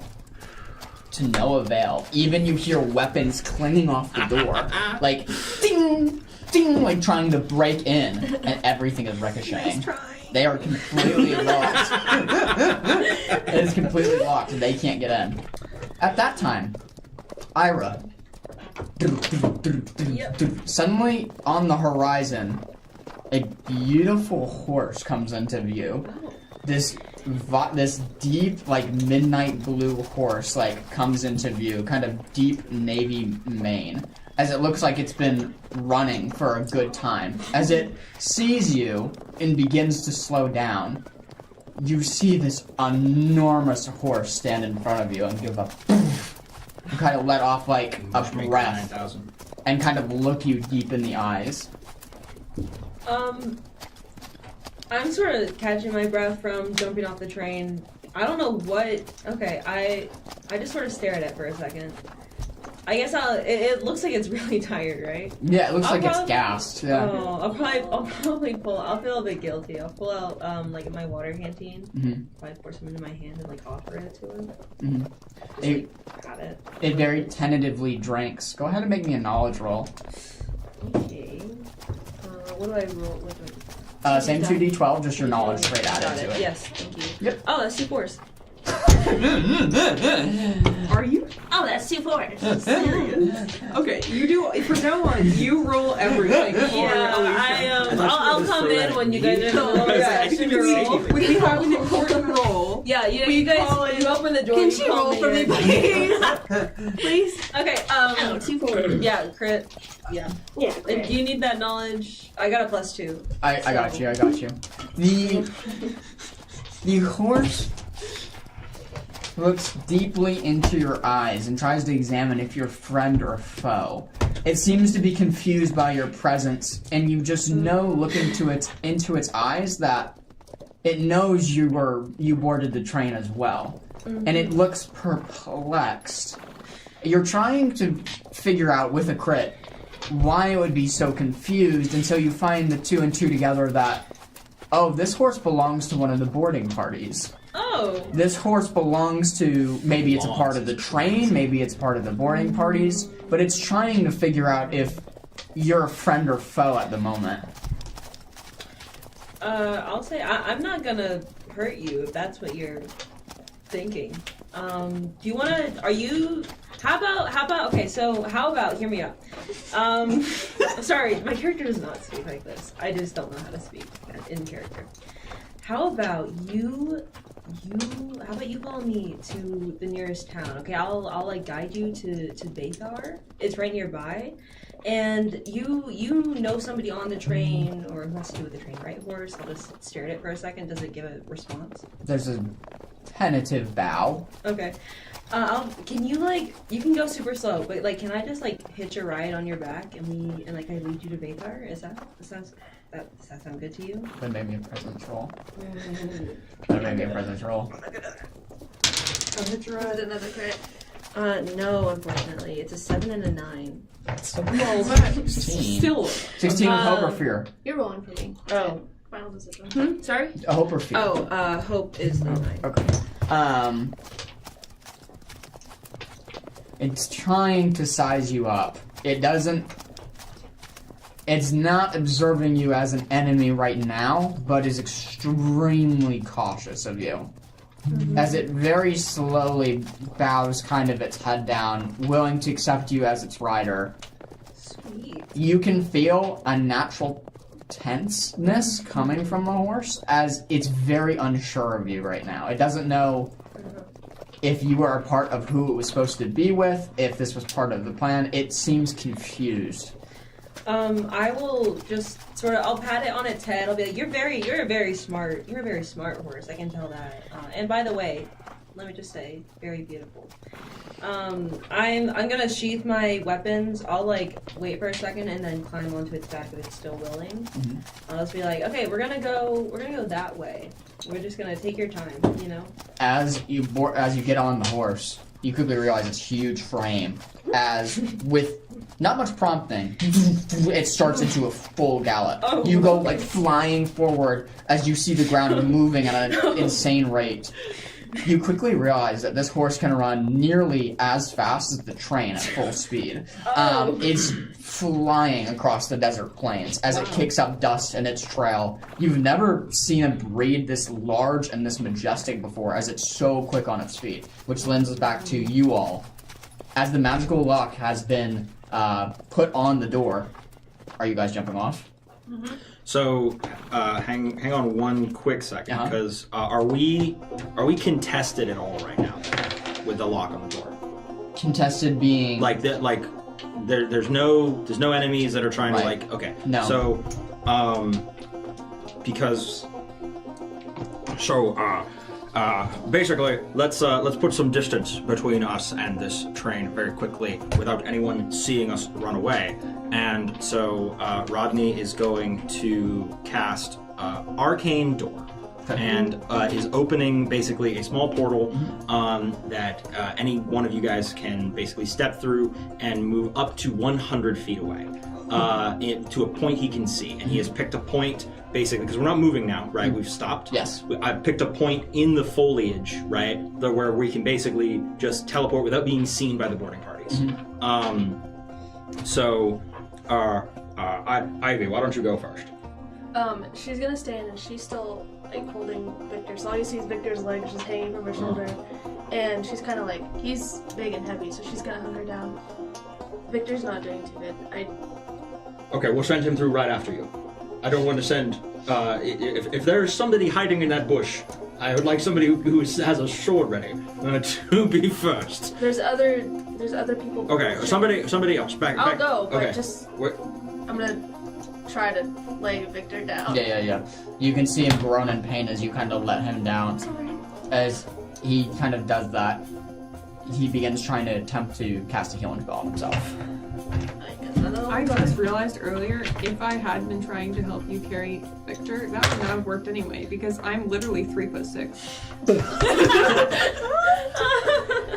That's a crit. That's a crit. As It's a good one though. It is, but yeah.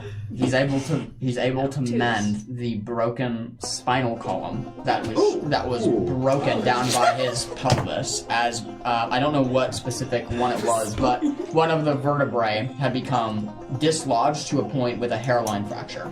As he puts his hand on his back, as you kind of see this like light emanate from his hands as he's like cupping them and putting them on his back, he slowly like gets up using his sword as kind of like a cane to like get up. It's healing to the point where he can move on his own. Might need some help with people under his shoulders, but it's better than carrying him. Okay. Okay. Well, no matter which one it was, they're all important. So, rules as written here for this arcane door, I have to make a spellcast roll of 13. However, it only consumes it uses hope, but it only does that on a success. So if it were to fail, I can just keep recasting it. So if we are uncontested here, basically I'm just going to skip the rolls. Yeah, I'll allow that. Okay, I'll allow that. Yeah. Basically I'm ready for somebody to Who's go going first. Okay. For sake of expediency, Ivy suddenly, you go into the bush. The next person shoots out to the bush. And with a series of 5 minutes, you're able to all get yourself into a bush within the hiding spot. It's about 40 to 50 feet away from the train. With all of your cargo, I imagine, as all of you were being teleported with cargo. Did you grab your shield? Yeah. She said she... Okay. I just didn't catch that. Yeah. As everybody has gotten off with their cargo necessary, and everybody's kind of huddling in the bush. What you see from there? As you hear as quietly as you can at the train that's 50 feet in front of you, and that's now completely stopped. You look to your right and you notice the can I see the map that I gave you? The old outpost. It's a big building. It looks like it's kind of made of loose wood, and it's very kind of like out in the middle of the nowhere, but there's like some structures next to it. You all kind of know, specifically Beckett and Rodney, that this was one of the buildings we're supposed to stop at anyway. As you were it's about 100 feet off to your right. Looking at the train, you hear a bunch of tribal gibberish as you can hear people moving throughout the train and just racking it. The things being thrown and trashed. It's very, very loud and evident that they are just going through these train and just trying to find everything. So much so that you notice that actually one of them is so done with the door, they get up on the roof and go through the hatchway down into the car. Wow. So they completely ransack everything that they can. And just, they seem to be looking for something. You had your hand raised. You had your hand raised. Oh, that was before I went through the door. Oh, okay, sounds good. I thought you just had your hand raised, my bad. No, it was, yeah. You're good. As you are all sitting in the bush, kind of looking at this, you think you're good. You think your cover hasn't been blown. Suddenly, as you look towards your left, all of your eyes goes wide. Lanentha, with a rider attached, running at a full gallop, trying to get closer and closer to you guys. Cram's gonna try to talk to Lanentha as fast as he can. Oh, here we go with this. Hey, stop, don't go any further, stop, go away, we'll reconnect in a minute, just stop, go, as he's trying to get this signal out to Lanentha. You can hear the horse begin to slowly stop and then begin to like make a turnaround. You on the horse, as it's just completely made a 180 and started moving back the same way it came. Is it going full speed? No, it's just walking this Okay. time. Can I see the train at this point? Yeah. So I see ransacking. Hear noises. You would hear noises coming from the train. You can't see Okay. anybody in yeah. it. Yeah, but you would hear noises coming from it. I'll I don't want to have to deal with whoever that is. I'll quickly bend, turn my head around and be like, hey, is something going on? Can we not go that way besides the train? Yeah, no? It ignores you as it keeps walking Oh. forward. Okay, well, you know the city is that way. Did I see her? You saw a rider. I'm sorry. I would like to. I'm going to spend my recognized her. final hope because I recognized you. Yep. Because I'm the only person who did see you. I'm going to spend my final hope and basically cast telepathy to open a line of communication, two-way communication between the two of us, and basically speak directly into your mind and say, "Well, hold there, you held your own against those guards pretty well, and now you're on our horse, friend. So that's very interesting. What's your name?" Who is this? The name's Rodney. And I was the invisible man stealing the crate in the box. Yes, that was me. You see, I'm the one who exploded the head off of that guard. Oh, good job. Thank you. So who are you? Do you need to know? Yes, Oh. because you're on my horse, friend. Oh, okay. So. So you interrupted our train There's heist, this guy and now you're talking on in my my horse head right friend. now. His name is Rodney. Do you know him? As it just keeps walking forward. Okay, so I'm not getting anything from the horse. Well, yes, it is a horse. It's a smart horse. Yes, it's not an English-speaking horse. They can gesture. Okay. Do you need something from me besides my name? Yes, I'd like to know your name. Besides my And name. who you are, and where you come from, and why you're here. That's none of your business. I'm Uh-huh. afraid. So are you friendly? If you'd like. Would you like to be my friend? We can talk about it. That's what I'm trying to see. I'm the talkative one of the two of us right now. I don't feel so comfortable. it's really, that's actually very rude of you Okay, to say. so it's actually very rude of you to come into my head out of nowhere to be like, "Hey, I'm Rodney. Be my friend." When I know nothing about you except I'm that Rodney. maybe. Like, what else do you want to know? You haven't asked any questions. All Okay. you've done is I run haven't asked any away. questions. The horse is doing its own thing. It's giving me a ride, so I'm just. So where are you going?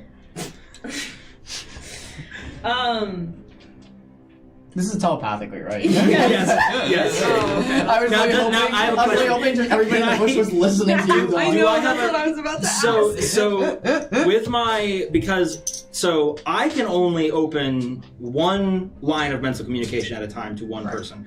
Beckett is the one who opened the line. So does this become a party line No. for the three of Oh, us? that would've been Okay, so funny. is my line still open with Beckett? That's correct. So it's the Okay. originator of their line, meaning Got she it. started it with you. She's the original one. So if she started one with Ivy, yours would disappear. Is there any way that Got it. I can't hear her, but I can hear everything that he's saying? Is there any way I can simulcast this? Simulcast. Oh, okay, yeah. Sure. Yay. So Beckett can You at least Bluetooth signal. Beckett can at least understand that I am talking to this mysterious stranger. Yeah. Okay. I'm sure we can see on your face you're concentrating, like you're doing something. You see me just like narrow my eyes as I'm focusing, trying. And Becca is also narrowing her eyes, trying to infer what the information is you're receiving based on that. And you're just getting peak Rodney right now. That's kind of pissing you off. But Rodney, what is going on? all right. So, clearly you're not the sharing type, but considering you are mounted atop our horse friend, which we are trying to reconvene. She seems to like me, so I think if she's fine with it, then it's not really your business, is it? Well, we're trying to regroup with our horse friend. Yes. Okay. So we would be more than happy to make a camp and have the opportunity to answer our questions and speak maybe on better terms. Yep, that's fine. Can it not be here? I don't. Yeah, no, this is a terrible place. We need to leave this him. is a really bad We need place. to leave him. Did you This see horse those is actually, guys? Yeah, Those I guys didn't were see them. insane. I heard noises. The horse is actually really, really noticeable. Yeah. Yeah, that's why Cranberry told the horse to run away. Oh, who's Is the horse that? walking towards us? No. It's The walking. horse It turned turned around. around a long time ago. Okay, so horse. That's my other wait, friend. wait. Friend. Robbie. No, Rodney. walked the other way. It didn't make it to you. Rodney. Okay. Does the horse have a name? Can I like? The horse's name is Lanentha.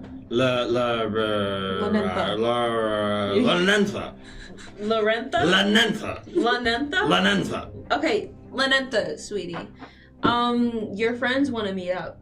Is it where do you want to? Where do I? At a convenient location, about Lanentha, dear. an hour Lanentha, dear. an hour north of here. Okay, we need to go an hour north.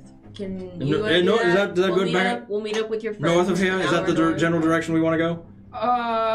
Or Rodney. How about on the outskirts of Bathar? That is. I don't know which direction that is. That is the opposite direction we want to go. Mm. Isn't it? Right, guys? When you say it's the opposite direction you want to go, and in terms of what? I mean, I need to go back to Tildare. Correct. So it's the I'm presuming you guys are also going back to the town. Is that accurate? We don't have The closest point of civilization to you all right now would probably be Vathar. Okay. Would probably be Vathar. And wouldn't it be the old outpost? Outpost is just Well, like yeah, pirate. the outpost is just an outpost. It's not civilization. Oh, It's okay. just It's not a city then. yeah. It's not a town. It's not a city. It's just a thing. The closest point of civilization is probably going to be Vathar. Beyond that, Funnelville, but going back to where it just started. Yeah, that seems like a terrible idea. Rodney, what are you doing? I'm right now? talking to the mysterious rider who was boarded the train and is currently on Okay, the wait. So, Rodney, do you know anything about this person? She was on the train. Your friends are really hard to talk I to. don't She was know. on the train, and now she's on the horse. I don't know if I would trust someone who is just randomly on a train, and robbing it. I don't. By the way. I don't trust her. Okay. That's why I'm kind of yelling at her in her head. Yeah. But Can I hear him? Alright. As he's... no. Okay. It's not like all the time. It's Got only at either of our discretion. Mm-hmm. So And I think we're talking out loud now. 'cause Yeah. I do. the five of us are now. So there's Um, someone on our horse. And Yeah. you are Yeah. yelling at her? Well, not yelling at her. But you're inviting her to camp with us. You're inviting a stranger? I'm suggesting that we regroup with our horse, and then we can talk to this person, figure out why she's on I our suppose horse that's friend. fair. As long as I mean, the horse seems rather discerning. If I may be so bold, I know Lanentha and she's really sweet and kind, so maybe she thinks this person is good or like on our team. that's sweet, Graham. She's a horse.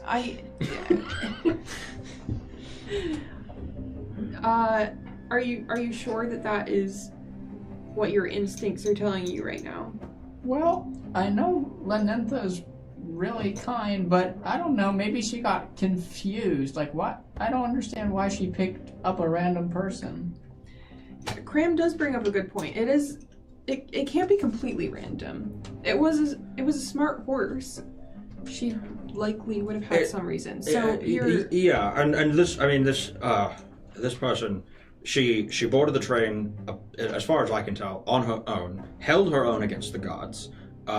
It seems like she could certainly be an ally, a powerful ally. You mentioned you saw this rider on the train? Yes, she was in car. What was it, car 4? Segment 4, yeah. Yes. Right. Yeah, she was in the car while I was retrieving this crate. She was there, retrieving an item of her own. Yes, I can remember you mentioning it. I wasn't able to say it. It was mentioned to me over the telepathic link, but There was a lot going on. there was a lot going on. So, about where we should meet. Wait. You guys want to meet up with someone who's stealing stuff on the train? To get the horse back, to simply understand what she was doing on the train. Nothing else. So far, She's nothing else right now. On the train taking something that's probably not hers. So are we. I mean, sure, we're aware. Yeah, exactly. See, yeah. We have a valid reason though.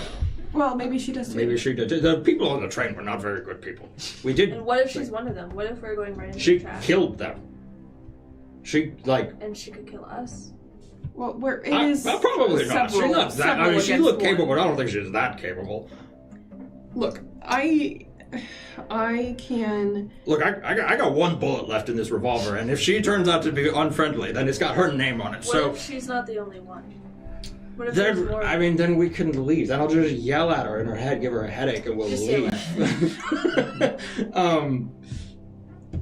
Look, Ivy, I understand where you're coming from, and normally I'd be on the same page, but I'm rather intrigued right now, and seeing as it is just one individual, and we are a group, I do feel like if it came to it, we could overpower her. We can pick a strategic meeting point, and see her from a distance, make sure it's not a group coming at us, but I trust Cram's judgment, and Cram trusts Linantha's, so I say we meet her, and... You can see Victor step forward, kind of stretch his back out. If we do choose to go to Vathar, the city is walled. If we meet out on the outskirts of the city, there will be soldiers watching. It might be safe enough if she does try to attack any of us that there will be other parties around to witness it. Do we want soldiers witnessing us meeting if we... I guess what I'm asking is, how likely is it that the few escaped soldiers from the train would remember our party's likeness and have already reported? We are somewhat distinctive. Ivy's still a gargoyle. So she's gonna look down and then just... Well, they won't recognize me. And you know what? Actually, you're gonna see Rodney magically shift his appearance into a nondescript humanoid, like a human man. Nice. Right? He still sounds the same, but I say, well, sure, if we want to go to the city, we can go to the city. You know what? And then, actually, Beckett will also shift her appearance. Can the alter appearance... Great minds. Yes. Yeah, very, very Can the alter appearance work for height, too? Yes. Okay. Definitely. Alright. So, yeah, she will transform into sort of half-orc lady. Just in very similar travel garb to what she was already wearing, but she's now much taller. Easy enough. Yeah. As you kind of assemble this, Victor takes his hands over his cloak and kind of puts a heavy cloak around his hood.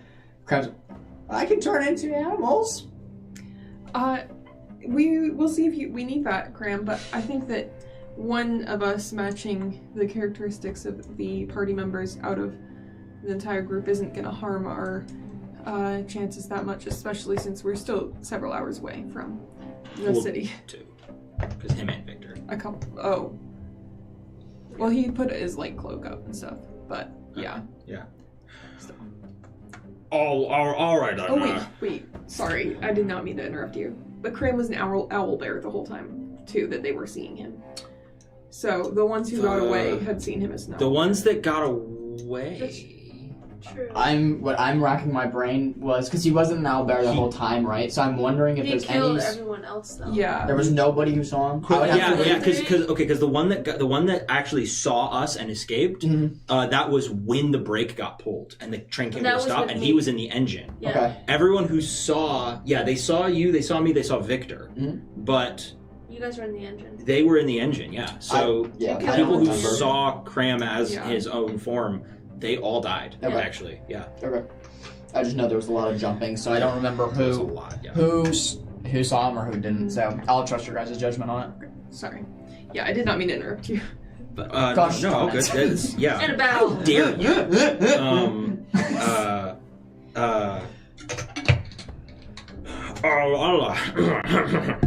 All right then.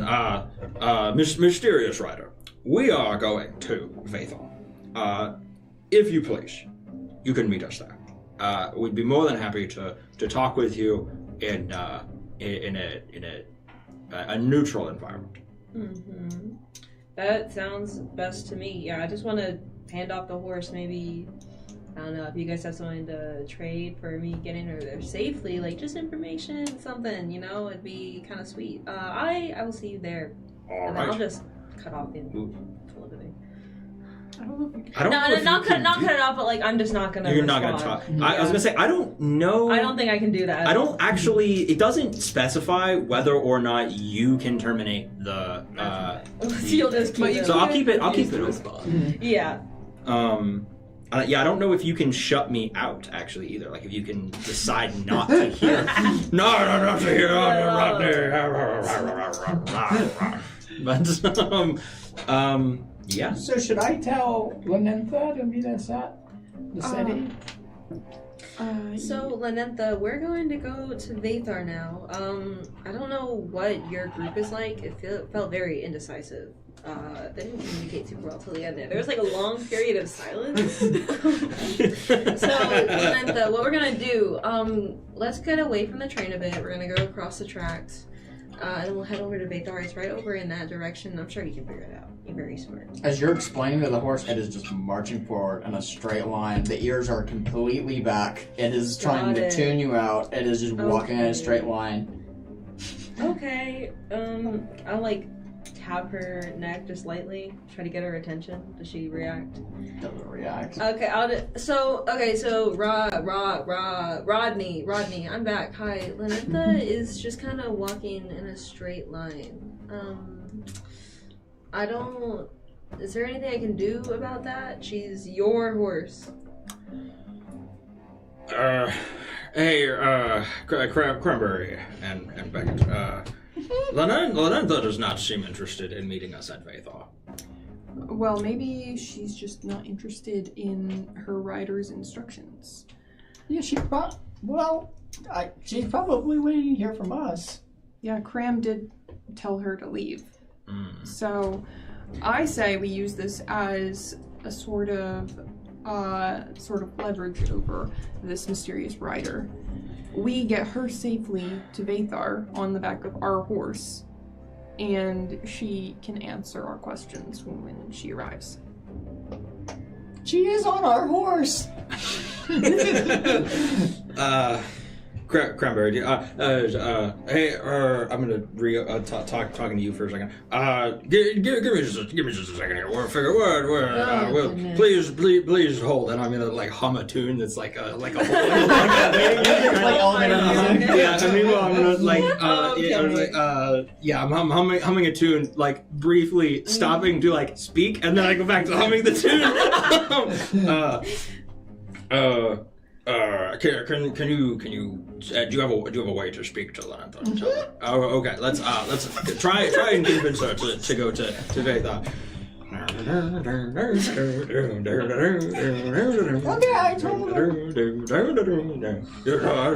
Okay, She was a bit confused, I think, but is she going to she meet said us she at would Vathar? go. All right, my friend. As Lenentha says that she'll meet us at Vathar. She does. Yes. Has she seemed to be headed that direction Has now? she? It's 180 and started kind of picked up a trot. Yeah, so I'm actually holding on for dear life. Wonderful. What she should. We'll see you very soon. Goodbye. Wait, before you say goodbye. Sorry. Please hold 1 second. Has Beckett been hearing this too? Like she heard the previous conversation? Whatever he's saying. Sure. Yeah, you can hear my side of it. Okay. Yeah. Rodney, make sure to mention to her that she owes us for this. This is our horse, giving her very quick, safe transport Yes. to the city. You're very welcome, Miss, for our our wonderful horse bringing you safely to the city, safely and discreetly, and placing you forever in our debt. You are very welcome. I'm sorry. Okay, sir, Rodney, that's your name, right? Yes, that's my name. Very interesting voice you got. I just really like it a lot. So, you're trying Wow, to put this on. Listen, I met this horse. You know, she seemed really tired. I don't know how hard you guys were working her.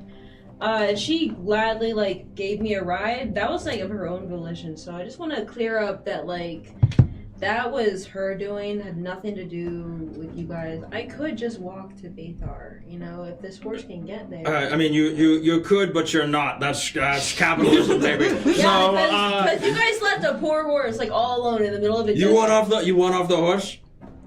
I'm not asking you. She is. If you want off the horse, we'll get you off the horse right now, and then. She is decided to let me on her. Rodney, so is she being ungrateful? Yeah, she's being very. No. I'm very grateful to the horse. I can tell him to the kicker in the dark. We can tell you that. Look, listen. Lenentha works for us. To be very clear, Lenentha works for us, and Lenentha turned out. Have some snacks, Lenentha. Lenentha turned a dude to goo yesterday. So if you want, I'm sorry. What? Lenentha turned a guy into goo yesterday. So Lenentha, you're so cool. if look, do you want the favor or not? Mm-hmm. Do you want to be our friend or not? Yeah, sure. I'd love to be friends. I just don't want to be charged for this ride that this horse offered me. We're not. Look, what I'm trying to do here is trying to establish some goodwill here, right? That we're doing something for you that we don't have to do. Lenentha is doing something for me that she doesn't have to do. Lenentha works for us. Very clear. I'm going to spin a fear. As this conversation is continuing, the horse is getting more annoyed by your commentary because it's hearing it, being that you're on the back of it. Yes. What you don't know is it has telepathic communication also up. So a bit of this with me or with somebody else. Okay. As it's getting more annoyed by this, it kind of shakes you off your back. As you fall down into the red desert heat, kind of looking up. You can see it snarl and kind of march towards you. Lenentha's not happy with her. I'm gonna make this very clear. I was just informed of Lenentha. You have fallen out of Lenentha's good graces. I can see that. I can see that. What do I do to make her not hate me? I don't want to get her. Say please. Say what? Say please. Say please. Please what? Make her not hate me? How about say, hey Rodney, my good and awesome cool new friend, why don't you please ask your horse very nicely to not turn me into Rodney, a pile I just of goo. met you. And do you want to never meet me again? Do you want to become goo?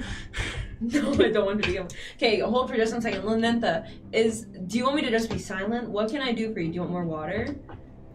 Go ahead and roll me an instinct check. Okay. Is that 2d12? 2d12. Rodney, I can tell you're handling this situation very well, thank you. Thank you, Becca. Thank you.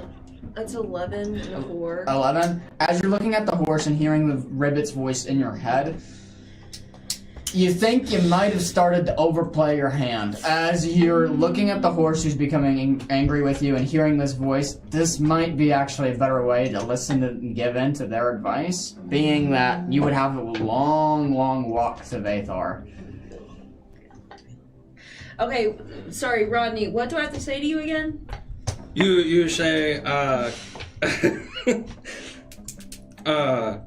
hey, Rodney, I'm sorry for being so rude to you, and you're very cool and very awesome, and I thought it was cool how you went invisible and killed that guard, made that guard's head explode, and please call off your terrifying horse.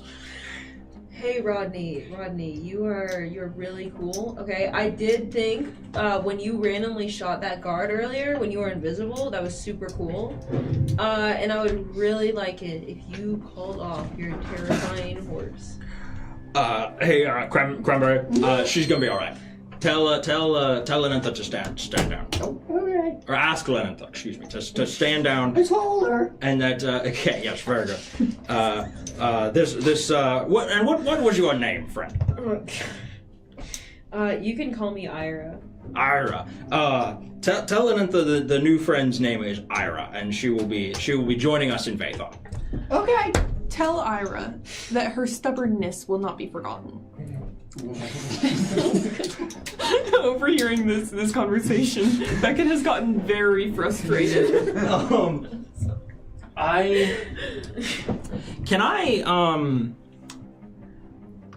me. Should I tell him that? Hang on, let me. Never mind. I don't have the. No, Cram, that's all right. I think that Rodney's got this one.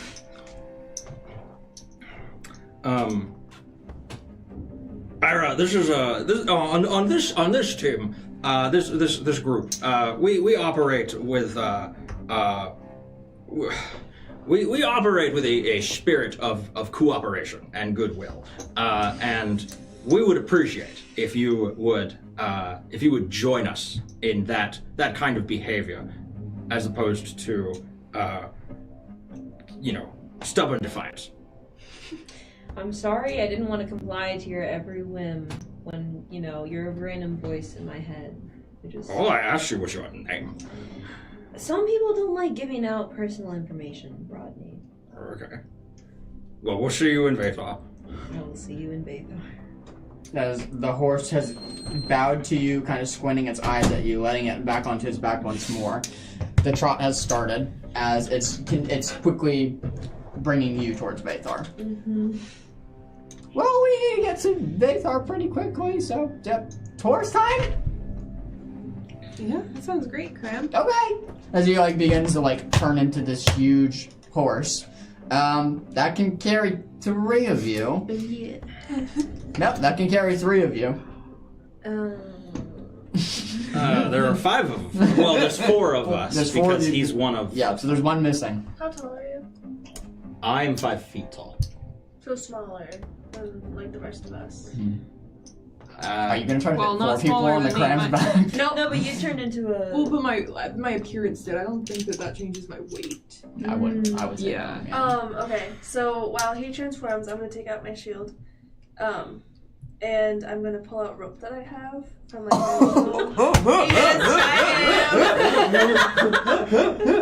I'm going to, it's 50 feet, Yep. so it's long enough. Yep. I'm going to carefully tie it around Cram once he's fully a horse, Yep. around his neck. Mhm. And I'm gonna also tie it to the handle of my shield. Okay. And then I'm gonna gesture it to the shorter people of the group.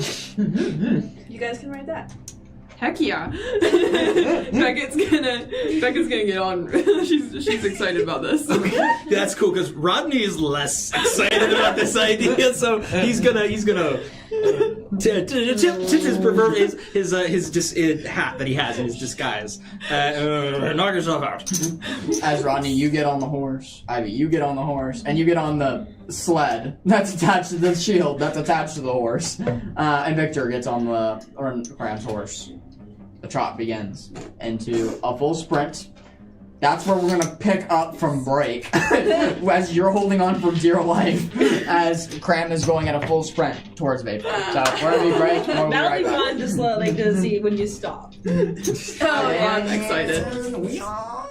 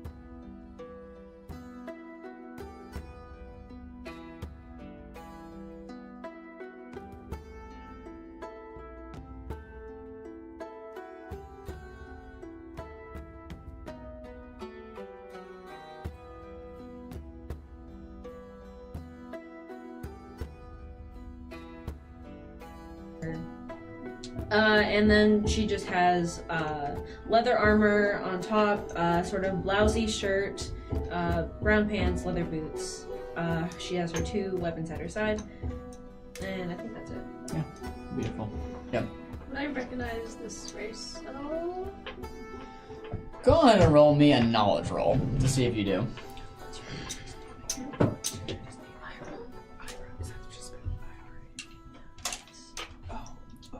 want to jump out the window if I get a 2. I got a 1 instead. So. What was your roll? An 8. An 8? Yeah. At least I don't jump out the window today.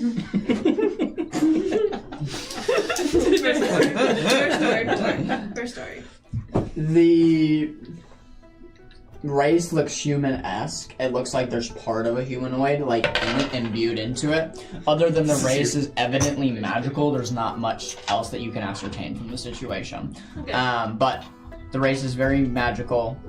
It looks as almost the wind is kind of curling in her hair. But like, even given what I grew up around, This is not a race in the Northlands, if that's what you're nothing asking. similar. No, it is. Oh, I'm so sorry. It's okay. I'm so sorry.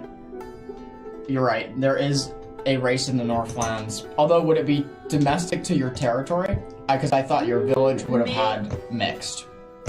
Yeah, I Okay. suppose so. Okay. Because remember... Yes. It's okay. up to you. It's up to you. Okay. Regardless, I got a low roll, so I'm a little bit dumb. The information's a bit fuzzy. But,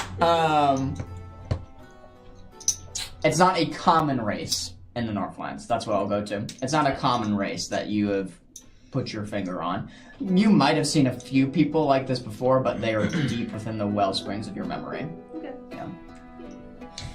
I'm just gonna mention that as we approach or whatever, I'll get off of Lenimtha and I'll probably keep about 20 feet at least back. I'm not gonna get too close to you guys. So. I'm going to speak to you telepathically and say because you haven't actually seen any of us, right? So, hello there, Ira. This is us. Pleased to meet you. I know you didn't actually see us before, so just wanted to let you know this is in fact our party. Okay. Welcome. I'll speak out loud. I'll nod my head in recognition. I'll quickly say sorry for my words earlier. I was a bit stressed after the train and the horse. My name is Ira. I'll bow my head again. Are we chill? Are we good? Nice to meet you, Ira. Thank you very much for the introduction and for the. I think we were all a little stressed. I kind of look around at Ivy in particular. I think we were all a little stressed given the events on the train. Welcome. Why don't you join us? Real quick, could you guys give me just a description of what you look like right now? Good question. Beckett, it currently looks like a half-orc woman, probably around 30-ish years old, or in her race's aging, with just some regular travel gear on, and just a pack, but she looks rather normal at the moment, quite just like a typical traveler you might see at a wayport. Yeah. Okay. Yeah, Rodney is kind of the same thing. He is looking very much like a common traveler, just like a 5 or 6 foot tall human man. Mm-hmm. Nothing special about him, big NPC vibe. Yeah. So. Okay. Ivy stands out a little bit from the other two as she's in full heavyweight armor. She does have a white cape that's buckled right here, and her hair is also very white. It's kind of pulled up in a loose ponytail, and her skin is paler, not as pale as yours. Yeah. But pale, that's common in the Northlands. Yeah. Which is easily recognizable. And then her eyes are like a lightest shade of blue. So. Cram is a little. He didn't animal change. No, he's a little goblin with brown hair, green skin. You can see that he has like a big hat that he wears that it seems to move on his head, and you can't tell if there's something underneath the hat or it's just a magical hat that moves around. But there's something there going on with that. He just kind of, I don't remember for clothing what exactly he wears, but He's wearing like worn overalls, barefoot always. Yeah, a little red bandana around his neck. Mm-hmm. And then Victor is dressed in these very regal-like robes. He's a faun, kind of looks 30s. He has kind of a sword that he's tucked away by his hilt.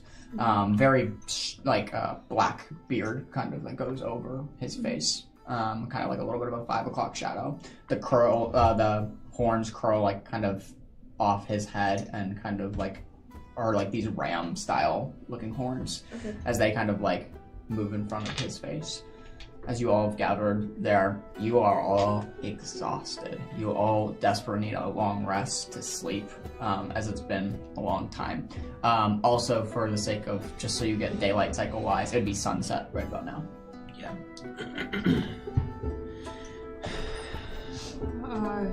Well, thank you for returning our horse safely. And thank you for the brief introduction and apologize. I do acknowledge that we were probably all a bit stressed after the train. We had been curious. What were your intentions on the train? What were you after? I was retrieving something. Can't give us any more details? Can you tell me what you were doing on the train? We were retrieving something we need to help someone in need. I was tasked to retrieve something on the train. That's all I'd like to tell you. Alright. Well, I can't tell you that that'll go any length with earning trust among us, but... It was just an item, and it won't, it's not going to harm anyone, if that helps. Could I insight check? Yeah, go for it. Nice. I don't know how Close. I crit. You crit? I did. Okay, what should I do? You're good. It seems honest. It seems like it's an item that wouldn't hurt anybody. For a crit, you can tell it was a relic. Meaning, it was something of historical value. Beyond that, it's hard to read into her expressions, but Yeah. it's some sort of relic that she's stolen, and being that you don't see anything present, it must be small. Alright. Can I ask what you're doing in this city? Yeah, I was planning to I was gonna stay here for a while and visiting. So. You've been here before? No, it's my first time. What are you visiting? Vathar, the city. You're visiting the city. Yeah. No people? I plan to meet people. You don't have a reason for visiting the city? I plan to do a job or so, make some money while I'm here, get connections.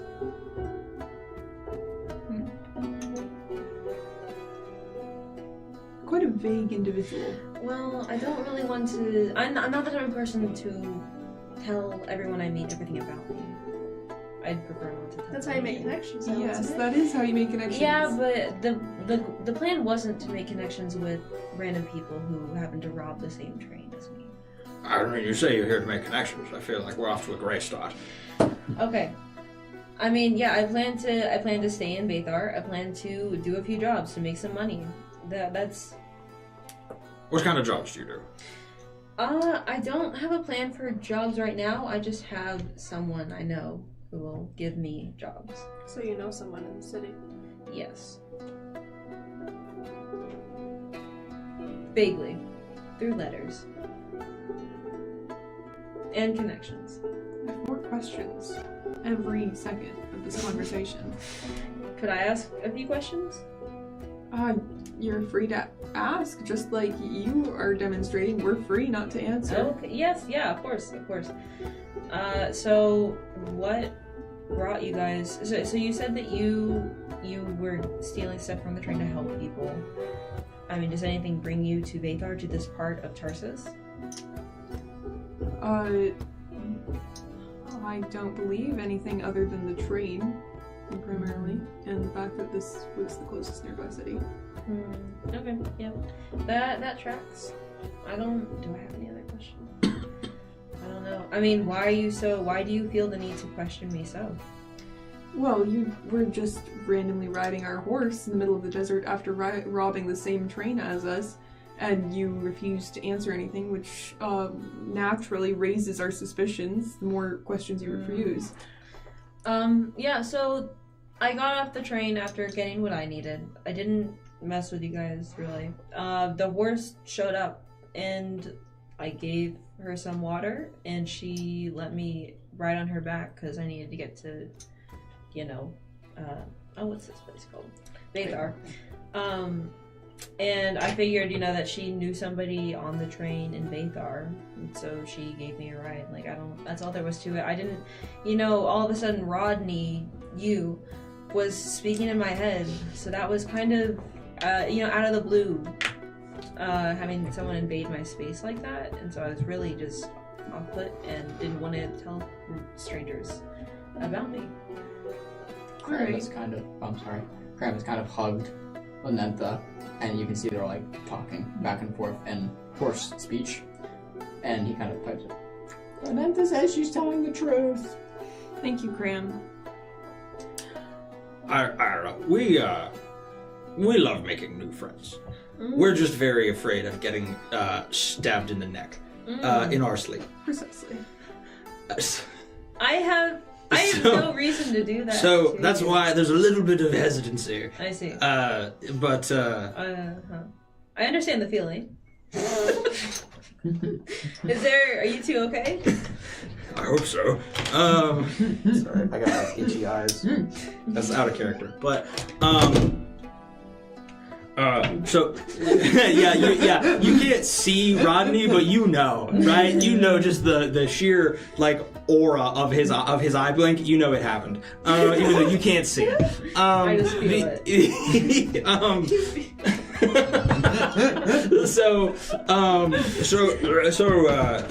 So basically, Ira, that's why that's why you're getting the the 20 questions, so to speak. As we also are interested in making new connections before and recovering from such a day's events before carrying on our way. Vathar would be a great place to recover. From what I've heard, it's a new city, but it's probably safe. So you're here to make connections, but you clearly don't want to make connections with us. I just was hesitant to talk and divulge stuff about me to people who I hadn't even seen face to face. Well, you've now seen us face to face. Yes, and I can make connections without revealing everything about everything about me. Right. Some people can. Some people can, of course. I am not one of those individuals. I rather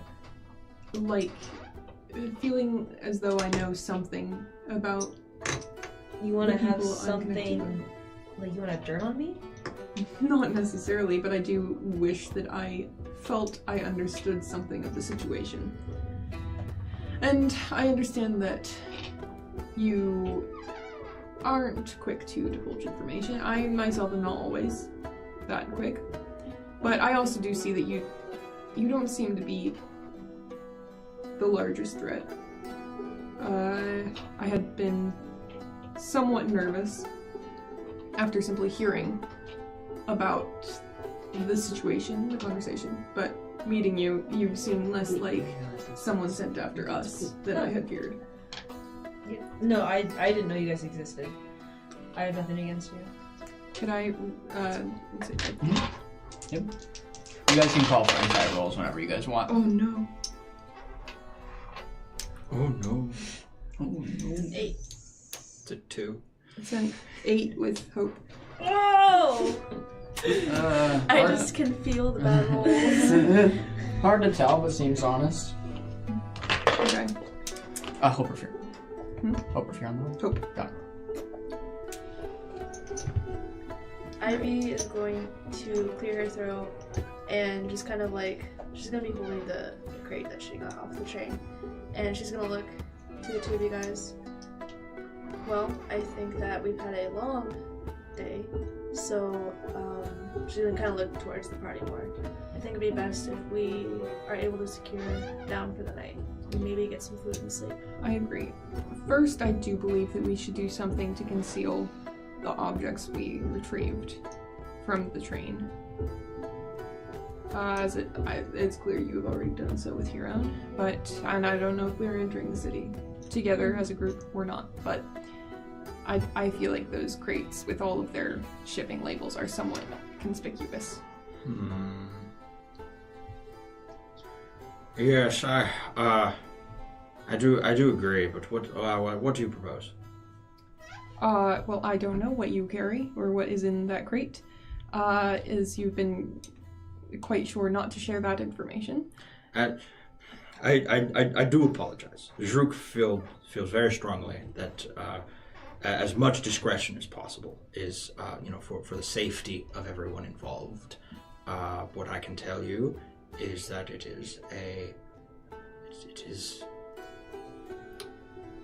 relic of tragedy, and it's not dangerous, but it is of great significance to many people. I believe you, and I appreciate what you are willing to divulge. I'm inciting. Ooh.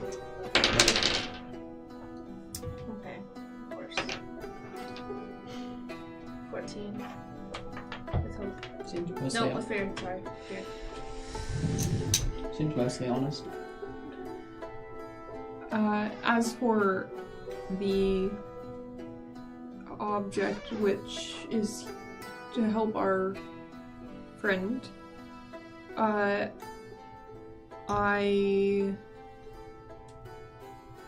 wonder, Cram, could you turn into some sort of a pack horse ready to, I already used up all my animal charges for today. I need rest. all right.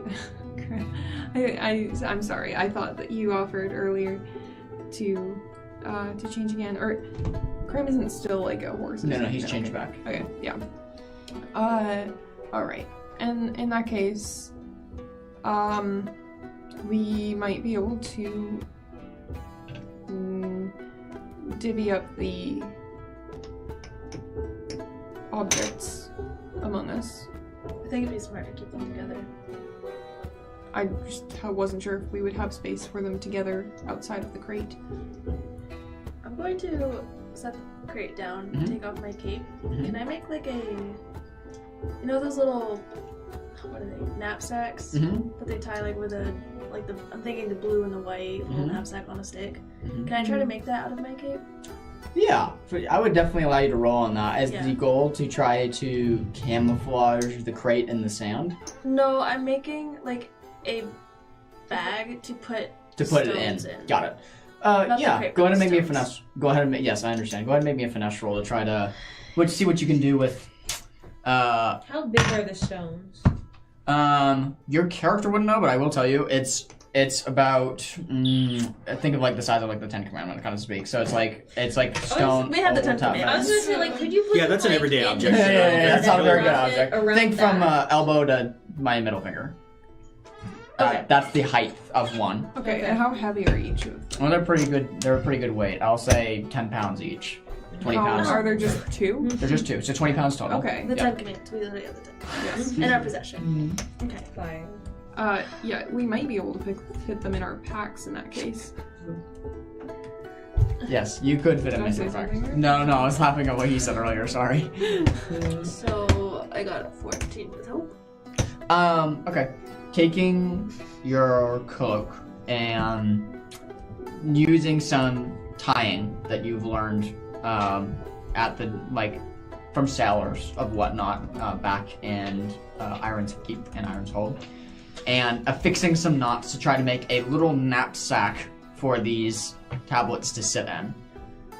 You've made something that will hold it. Think of like an arm in a sling. They will hold in this sling, but some of it will be kind of out, poking out. So it's not going to be completely camouflaged. However, it's mostly what you need. I would say they're 70% covered, but corners definitely kind of stick out. You would definitely have to fix it maybe underneath your clothes or like put it like in a backpack.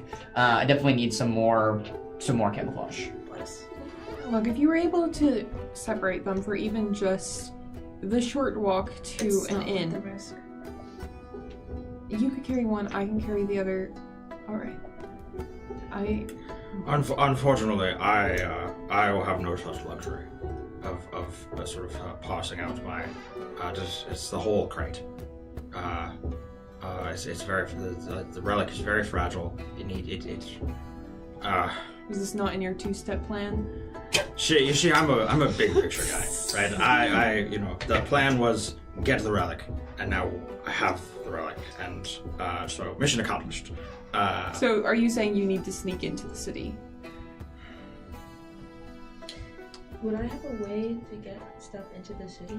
That's a great question. And I'm trying to think of how to answer you without telling the table. Do you want to text? Yeah, I might text you, or I think what I'm going to do is answer it. Yeah, I'm going to answer it, and you're going to read in the lines kind of what I'm saying. Yeah, okay. With the things that you have that were set up for the group that was to go with or before you to allow access, also is a stipulation, think like an asterisk point, on that, of cargo included. Yeah, okay. Yeah. Does that make sense? Yeah, Cool, I okay. understand. That's kind of what I was picturing. Yep. Just didn't know. Okay. If you need to get into the city, I have a way to help you. And you could just carry your cargo in. Like, think of it as like a carry-on luggage sort of situation. That would be ideal. It would be. But I'm curious, why are you suddenly so compelled to aid us when you're... Well, teleporting? your It's horse really did give me a ride across the desert, and I don't have to spend the night in the desert, so that's kind of a bonus. You guys are Becca, much more agreeable in person, so. And I mean, you were right about me making connections. You all seem capable in certain aspects, just looking at you, like melee fighting wise, which I always appreciate. Any other questions? I'm sorry, I didn't mean to No, you're interrupt you there. Rodney is going to speak telepathically to Beckett and say, "Well, clearly it's because of our natural charm and just wonderful personalities." Well, None of you heard that. It's just Beckett completely ignores you. Well, you see a little roll of her eyes from the side of Yeah. And I on the way here, just sort of thinking, mulling it over, I could use some, you could say, company while I'm in Vathar, because I'm not totally sure of the climate that surrounds the city right now while I'm doing my jobs, because I'm just a single person. Do you understand what I mean, or should I say it more clearly? You're saying you want to hire us. I don't want to hire you, but I'm saying that maybe you could help me out with something, and you would also get paid if you did the job with me, if I brought you into the city. how can you guarantee payment? How can you guarantee payment? I mean, I would talk with my client. Not my, well, yeah, my possible client. Because he hasn't hired me for anything yet. I just know that I can get jobs from him. So, it all depends, yeah. Well, I'll let you in on something right now. Mm-hmm. I value transparency, honesty, information, and if you're willing to divulge more information, maybe we will be quite interested. It sounds like an interesting prospect, but your possible client may need to be alright with some more transparency. Mm-hmm. You can see Victor has like sprawled out in the sand. Kind of has like a hat over his eyes. Personally, I love the mystery. I think the mystery is grand. He does not speak for us. He's I just for himself. appreciate. What's your name? He gets up from his position. Victor gives you a very exaggerated bow. He takes your hand. It is a pleasure to meet you. As he looks kind of into your eyes. It's so nice to have someone around here who appreciates the sense of mystery. As he kind of heads back down, lays down, and the desert heat once more, and just kind of like sits. I just sort of stare for a second. I nod. I'm like, yeah, yep. Yep. Yeah. Tell that. Where did you find it? just tell Pat where? You guys Is there anything? Just don't ask. I don't know why he's still You here. are really an interesting bunch. Yeah, I really don't understand why he's here. We need to talk about that later, because I think Valentine was the reason he was still here. Remind me to ask him about that. Oh, okay, alright. Is there something that you needed more transparency? However you say that. On right here, right now? Not at the moment. I think that we can all probably could do with a bit of rest, some renewed minds, and possibly better spirits the next time we have a good conversation about any of this. Mm-hmm. Yeah, I don't know how you got away from that train, but I myself. Oh, well, so the train, like, magically sort of slowed down, and I just sort of... Oh yeah, so you have us to thank for that as well. Oh yeah, we did that. That was us. That was Cranberry. Cranberry did that. Yes, that was... So, I can get you into the city with, like, cargo. Okay. I can't get you a room or anything, but I can probably talk to the innkeeper who I have made arrangements with to help you figure that out. Would be very appreciated. Mm-hmm. And then if you want to meet up in the morning, we can discuss jobs. If you wanted to, help me out with that. John, would it be reasonable for Rodney to have enough spending money for this trip to just pay for a room for everybody as part of the excursion? You're wealthy. That's You basically are my assumption. Very wealthy. Is Little does nobody knows that. Yeah. But you are very expensive, my friends. I'm just loaded. You see him twisting his gold ring, right? Oh, he's got his Rolex on. So, Rodney was saying, as soon as we get into the city, I'll arrange accommodations at whatever tavern is available. Thank you, Rodney. I hadn't known that was on the table. But absolutely. Not to bother at all. But I would love to go get some rest and try to get this bullet out of me. And I agree. I get also some more. have Let's get some. bullet. I need to get Let's go have a bullet removal party. Yes. And get some of that healing magic. That's good stuff. I agree. Let's onwards and upwards. As you all kind of united once more and start walking towards the outer crown, because the city lays below and the crown, the wall, lays above on the canyon surface, the crest, if you will. So you walk towards the crown and the wall that's around the valley that encompasses the centermost point of this area. You walk towards it, and you see there's several soldiers lined up by the entrance to this wall. Several, and you guys are the only approaching ones at the moment. Bit bit odd, for sure. There looks to be at least 10 soldiers by this main gate, a huge oval wooden door kind of carved into this very, like, made of stone wall that surrounds. As you guys kind of all, there's a moment of hesitancy as you see this sight in front of you. Are there guards like right at the gate? Or Correct. They're right at the gate. Can I walk up to them? Yeah, of course. I'm gonna move my hair to the side so the emblem of the Iron Soul shows. And I'm gonna walk up and go, excuse me, I know the hours are getting late, but I was wondering if you would let me and my party into your kingdom. Well, of course we can, my fine madam. We just need your papers. Papers? Your immigration papers. Hold up. Sorry, they didn't know. I'll pull out papers and I'll hand them to them. It's our first time here in Vathar, so. Oh, okay. I will take the madam. She takes the papers. You all take one stress, excluding you. As you take the papers, and he starts flipping through it. As you didn't know there was immigration papers, he starts flipping through. It appears everything is in order, Miss Ira and your party, and he hands you the papers back. I see it has the cargo transcription as well, so, no cargo search, as he yells to the guards kind of around him, as must be on your way. The city nightlife is just about to begin. Fireworks down in the valley tonight. Beautiful. Oh my. That sounds so exciting. Thank you so much. Most exciting. My pleasure, and enjoy the company. I hope you all enjoy Vathar. Open the gate! As you hear as the huge kind of gate begins to open once more.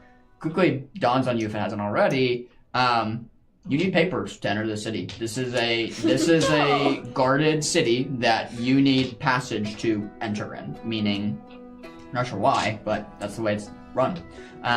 Yes. Would we need papers to exit the city? Go ahead and roll me an instinct roll. If we do, that's technically a human rights violation. But it's a 17 with fear. 17 with fear. What you can gather, you probably could get out pretty easily without getting too much suspicious thrown on you.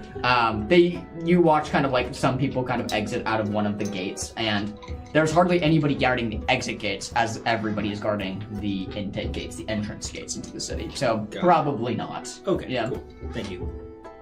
What was your question? I was asking if I could assist. Oh, sorry. Okay. As you all kind of enter into, yes. Ivy's going to look down at Ira, and she's gonna look confused. What were those papers? The immigration papers to get in. That's what you needed to get in. I helped you get in. They were very convenient immigration papers. What? Well, I told you. What is very that? Convenient. It's like, I mean, what are they? I mean, just like... Sorry, just took a gulp. Basically, they are written by a politician of Vathar granting you passage to the city. You would know as Ira that Vathar is growing at such a popular rate that it is booming, that they are restriction people who move and visit there. So you have to have signed documentation to come to the city with how busy, how popular it's growing. Think like Nashville, the United States, except there's no papers to get there, but yeah. So Vathar is just a really popular spot right now, and you need paperwork to get in. That's what this was. And you got a hold of that with my connections. Supposedly, the job you just went through on the train, I would assume. You can assume that. I will. Okay. Thank you. Yeah. So. Well, thank you for letting us in. Yeah. Yes. Thank you. Yeah. So, according to the directions I received, the inn should be this way. Do you want to head there or stop somewhere else first? Check out Vathar. I for one vote in. Does the inn have food? Does the inn have food? Yeah. I would love a hot meal and a warm bed. Well, that's up to you guys to get, but it'll be this way. Yeah. And I'll lead them towards where I'm pretty sure it is. I'm sure that they gave me directions. Absolutely. Could I roll just like either a knowledge check or like an instinct check just as we're walking through the city? Beckett's like curious about like history, culture, just like absolutely. What this city's like. Yes, go ahead and roll for that. I'm just gonna rewind the scene by like a couple minutes. As you enter through the front gate, You notice, because the city's below you and you're at the topmost part of the canyon, there's 2 ways to get down. There is an elevator and there is a huge staircase. The elevator is very rustic of sorts. It is a mix of mechanical engineering and wooden crates kind of strapped together. As these 2 options are posed in front of you, which do you guys take? It looks like there's a soldier guarding the elevator, and it looks mostly safe. I vote that. That looks great. Ivy's gonna start heading toward the stairs because she won't look at the elevator. She doesn't know what that Becca is. is going immediately towards the elevator. She's very intrigued. Would I know what an elevator is? Think of this as like a lift. Think of what are the food? Like the luggage kind of lifts. Yeah, but like like, a freight elevator? but like Yeah, think of, like- where I come from, would they have that or? in some places, you're well traveled, so you would have seen it. Yeah, you're right. Think of like in a lot of modern day kitchens has like a food elevator. Like this is a lot what this is they've tried to assemble something like that. So it's a very there's no sides of this elevator. It's just a platform that lowers and raises. Yeah. So it's All very towards the rickety elevator. built, but it seems suffice. Yeah, if you're going towards the stairs, Becca's gonna try to grab your arm and like, no, this looks fun. I'm sure it's safe. Oh, like, no, it's fine. She's gonna look at it and be like, No, personal experience. This is this is faster. It See, works. it's safe. what, Let's go. What is that? That It's a like it's a meant lift. Yeah. for a lift. Yeah, so it'll like take you up and take you down instead of having to walk down those stairs. Are there any other operating ones that we can see throughout the city from this point? Yeah, so you're at the top of the crown, so you can see at every single gate there's an elevator and a staircase. But like they're a ways away. They look like they're compass directions, so you're at the easternmost point, and there's one on the north, one on the south, and one on the west. Yeah, look right over there. There's one going carrying a group right now. Is it like going It's down? moving pretty slowly. It's not a jolty. It's just slow. a nice gradual movement. Towards the bottom, there looks to be a bunch of like pillows and feathers. Okay, let's go. How far of a drop Come on, is guys. it? Listen, I get that you guys are tired, but I am also tired. So like, let's just. She's gonna look. How big are the stairs? Well, instead of giving big of the stairs, I'll say this: the drop is 80 feet from top of canyon to So bottom it's of like canyon. a long staircase. Yeah, it's a good stretch. She's gonna look at the staircase. There's nothing wrong with that. It's just- Okay, well, It's just you're gonna free to take take a that while. on your own. We're going on the elevator. Good luck finding the inn without us. Cram, are you good with the elevator? I like the elevator. See, even Cram wants to go. It'll be It'll fun. be fun. She's gonna hesitantly walk to the she's gonna help elevator pull machine. you forward. I feel very amused watching this She's person. like she's like 5'10", like full of armor, and she's like not wanting. She's scared of this thing, this contraption. As you all board the elevator, the soldier kind of looks at you all. First time? Have fun! Yanks the lever, and suddenly you begin, like, for like a brief second, feeling like you're free falling. Just a brief second, as your all heart jolts, as it feels like the platform drops underneath you. After that short little drop, and you all catch a half a second of airtime, it slowly lowers down, very, very softly. When they do that. Isn't that so fun? She's like sweating bullets. Like, Sir, you can speed it up again! I think we're going fast enough. Alright. Isn't this just like levitation magic, but physical? You know? No. When do you think about it? You know, I'm starting to like this girl. Oh, thanks. As you reach the bottom, I'm sorry. Go ahead. No, sorry, I was out of character, just chuckling. I was. Oh, okay. it was a Gotcha, funny gotcha, thing. gotcha. It was a I funny thought you were thing. gonna say No, something no, no, no. different. Sorry. Yes. My bad. No, you're totally good. As you reach the bottom and make your way into the inner city of Vathar, this is a very beautiful city. It's a city full of art, as throughout the streets of Vathar, there are oil paintings hung from the wall. Some of beautiful fashion. There's also like an occasional like clay sculpture that has been kind of made here in the heat and dried over time. This city clearly has a distinctional like artistic feel. What was your role? It was, well, what was it with? Because it was It was knowledge, right? Okay.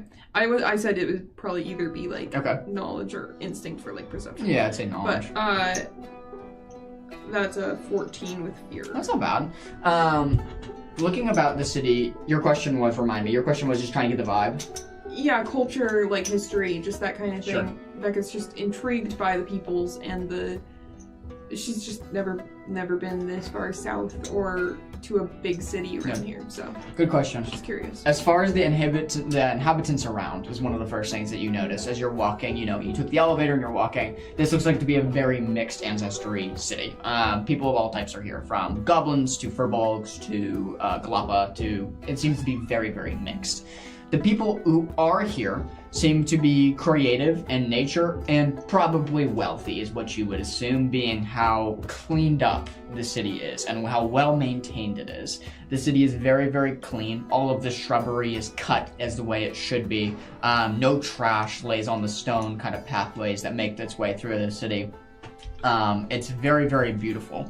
Kind of looking towards the docks, you notice a lot of bustling ships moving in and out of the harbor. That gives you an insight as to maybe a big source of their income is through ship trade.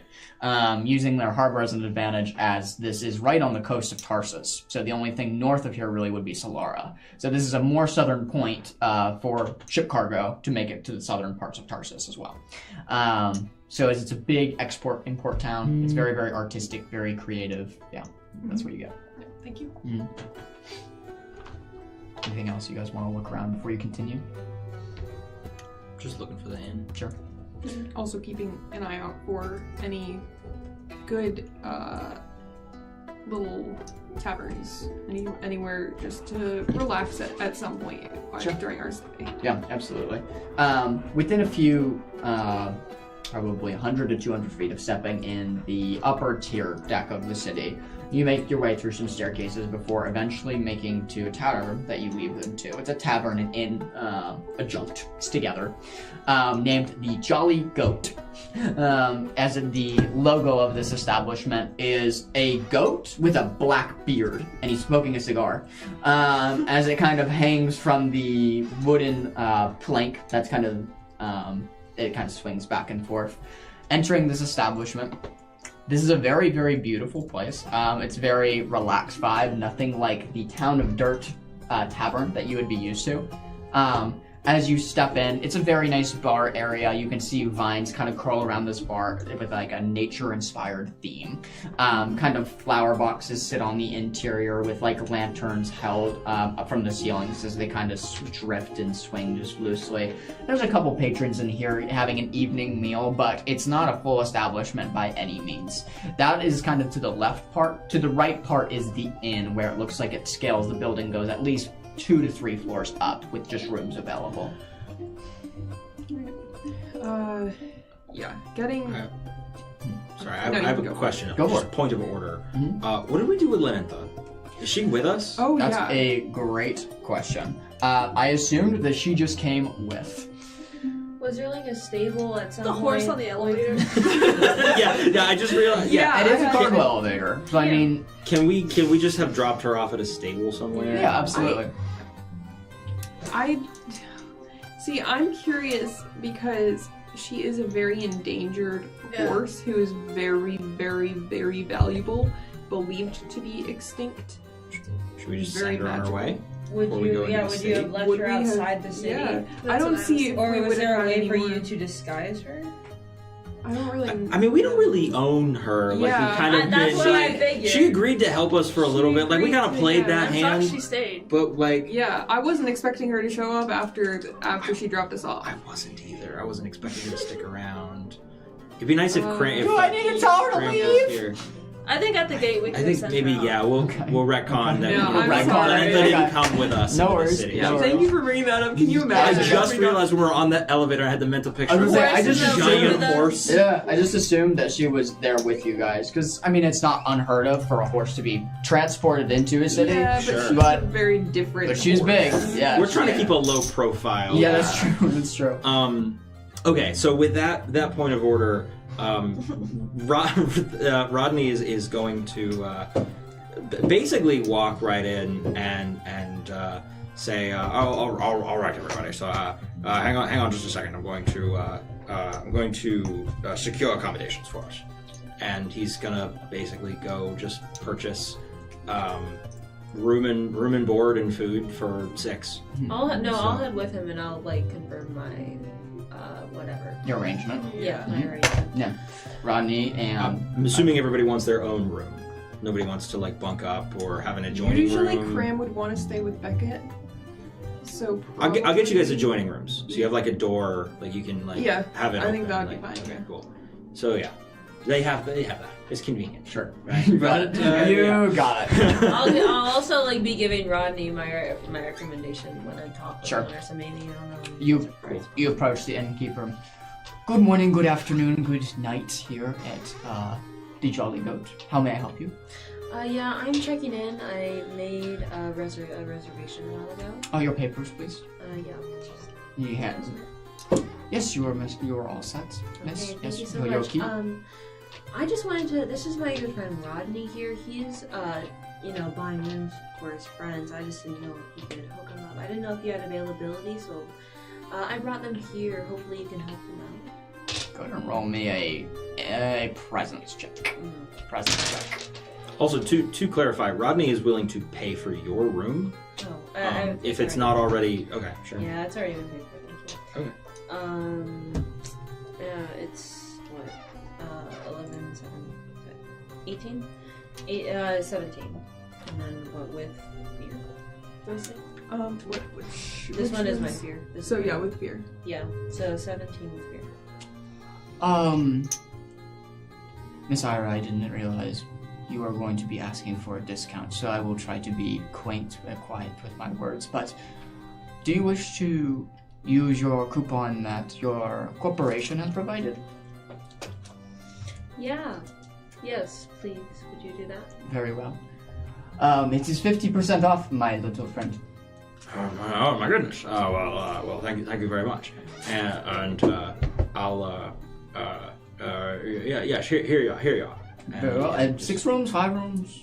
If you've already, so it's 5 of us. Okay. So it'd be 5. If 5 you've rooms. already, so yeah, 5 additional. 5 additional rooms. She dishes out the 5-room keys. Slow night tonight, actually, so good time. Fantastic. She kind of slides the keys to you. Thank you so much for your consideration.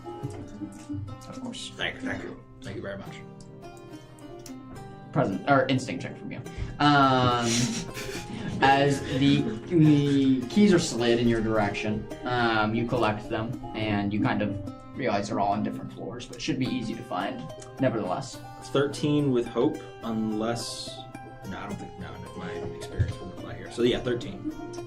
There's a caution used by the innkeep when talking to Ira. Oh, you didn't add the 3. I don't have a... That's presence. It's just instincts. Yeah, no. Yeah, there's just a general caution. Just a general caution. See, it's digital. It like keeps track of everything for me. It's super cool. I just click a button and it tells me my rolls. I still get 8s and 9s. So like... 9 really well. Yeah. As you all grab the keys and head to the rooms, you quickly find all the spaced out rooms. I don't know if that we would have gone directly to the rooms or gotten something food. Yeah, Rodney's going to the bar. Yeah. Okay, I just imagine you dropped your cargo in the rooms. Yes. That's sorry, thank you. Yeah. No. You have the cargo on you. I like that idea a lot better. No, sorry, John. Sorry. Are there safes and stuff in the room? What's that? Or are there There's safes? usually not a safe, but a chest to keep things in. I'm just gonna keep all my stuff on me. Sure. I do need to know what are we doing? Are we leaving stuff in the room or bringing them with you? Abby's disappearing to her room. Okay. Yeah, in the room, change into my leisure wear, and yeah. What is Rodney's leisure wear look like? I'm just so curious. It's Shrek pajamas. That's awesome. Yes, Shrek. Yeah, inexplicably. Nice. You guys have no idea. It doesn't make any sense. Yeah, Orc pajamas. Yeah. That's what Okay, yeah, sure. Orc. Yeah. That's perfect. Orc pajamas. Very finely crafted. Finely crafted, right? Yeah, I'll go to my room. I'll change out of my armor. Sure. Yeah. Beckett will also change and just do some Minor healing, just try to fix herself up a little bit enough that she's comfortable to eat, and then planning to heal herself further once she's fed. I feel Sounds like I'm good. missing something. You have to put that in the group chat. As you all kind of get into your leisure, where are you headed down for dinner? Mm-hmm. Okay, sounds good. Did you say nope? Yeah. Okay, got it. Noted. So everybody but you, you're staying in your room, everybody's moving down for dinner. As you kind of notice Ivy's absence from the table, it's nothing too obscure, as you're all sitting there with, you're with him now, right? I suppose so, yeah. I Okay. would have gone down for dinner if they joined me, then they joined me. Okay, so we'll say you made it there first, and you see your newfound compatriot sitting by the bar, if you'd like to join. Rodney is actually going to try and pull up a seat next to Beckett if there's an empty seat next to you. Yes. Beckett is rushing over to the bar. She's very excited to just relax after the long day. She's relatively close to Ira, but not like not Yeah, a few sort seats of away. yeah. She is like curious, but also kind of tired. Doesn't really know if she can handle another like conversation. So she's like just a little ways away. You still look like a human and you still look like an orc, right? Yes. I do look like a human, but did you send that in the chat? Because No. I need Trying to get it. I need the visual to be understood. That was what you were thinking? Yeah, that's what I'm wearing. Oh, Please, I need it. So You gotta know send what? it, send it. Or just turn your screen and show Yeah, it. my audience is so confused. This Yeah, is- I got you guys. This is basically this is an abstract Okay. representation of what Rodney is wearing right I now. didn't know he was serious. I'm always serious. That is effectively, it's an Yeah, orc, got it. right? It's, Yeah, you know, because yeah, it's yeah. not, trademark, right? Yeah. Obviously, copyright, but Yes. so thought it was just a you know, bunch we can't, we don't, I thought it was a we bunch don't have of the heads. licensing, right? But anyway, We're getting so soon. You can get off Etsy. That's basically what you see Rodney walk up to you onesie. wearing an orc onesie. That is, you can tell. You don't have to roll. You can just. It's obvious. Like it has like a golden like hem, right? Like it's like clearly the finest garment. Okay. But he pulls up and he basically comes. He sits next to you and says, Beckett, very good today. Today was a good day. And So I'm not. I kind of regret having introduced. I'm like, my eyes are on my face. did you go in between like the two of us, or like on my other side? absolutely, the most tone deaf. Like you guys are sizing each other up, and you got like this like unspoken tension. And Rodney just struts in, right? Like sits down, absolutely like just maximum. Yeah. Beckett, very fantastic work today. All of us, it was just wonderful. And he'll start eating some food. Right? He'll order food and sort of.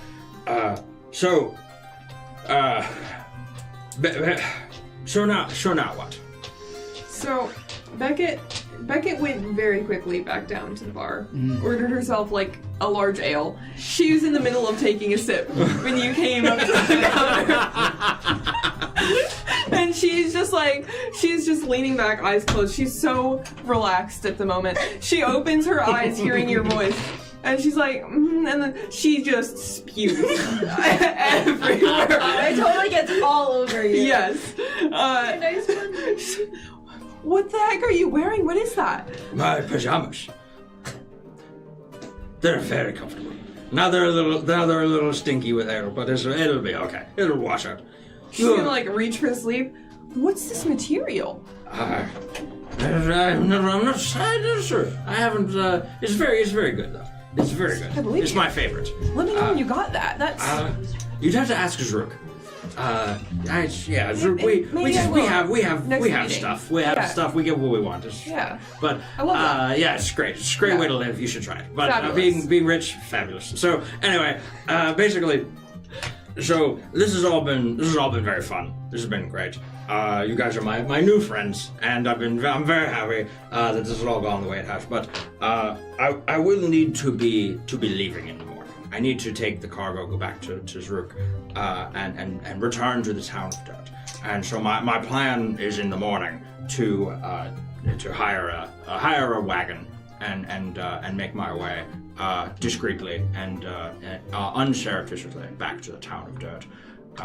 If you guys are headed that way, then you'd be more than welcome to join me. But naturally, if you would like to, pursue your next adventure, then I would completely understand. Find something interesting and exciting with your new friend, or go rescue the princess, and I would absolutely understand. Yes, as much as we will be grieved at your absence, I have assumed that we will stay in this town or city a while longer. I hadn't realized you would be leaving us so soon. I suppose I should have. You were really just here to. I do need to get back to Zuruk. Yes. I miss him very much. I miss him dearly. But and I need to make sure that while your mission may now be sort of complete, mine is not yet complete. I need to return with the cargo. So, of course. So yes, that would be my plan. Is to set out at first light. Yes. We will be sure to be up for your departure in the morning.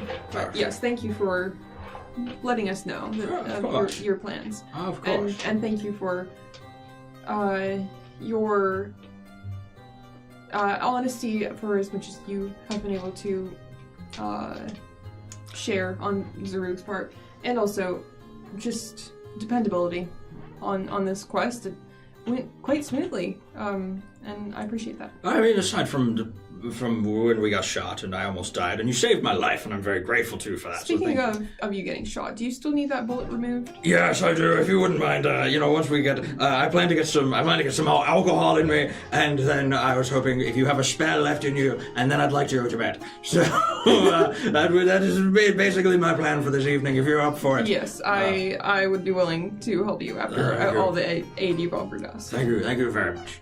Thank you very much. Yes, and thank you. If I haven't already mentioned it, for purchasing the rooms. We are, as a matter of fact, rather broke at the moment. Yes. Mm-hmm. Yes, I can tell by the state of your pajamas that you are what they call the pores. And Rodney is going to turn his attention to an old fashioned. Sure, absolutely. That is old-fashioned and a burger. Yeah. That has now been brought to him. Yeah, it's a special lamb burger, goat burger, as it is the Jolly Goat here, as it is a nice curated meat that has been kind of basked in like vegetables and like a broth of sorts.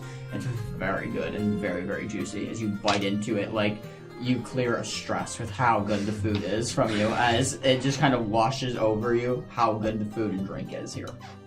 Also clear a stress. Yeah. Do you want to order something? I ordered the ale. Okay, but, sure. Yeah, just Beckett would probably. Beckett, you gotta try this burger. Anybody who's eating. Delicious. Yeah, Beckett will also order the burger scene. I was about to say that goat isn't so jolly anymore. Indeed. As you all It's jolly goat. The goat makes jolly. It's very good. You all eat and fill and just eat your fill and drink till you're content. Yeah. Ivy will come downstairs and set the table. Do they have cranberries? Cram would have already asked, which unfortunately they do not. I was asking on his part, yes. However, the barkeeps have been very, very nice to him, as he saw that you two were conversating, so he went and tried to summon all the bravery he had, took 3 stress upon himself, and walked over. Do you have cranberries?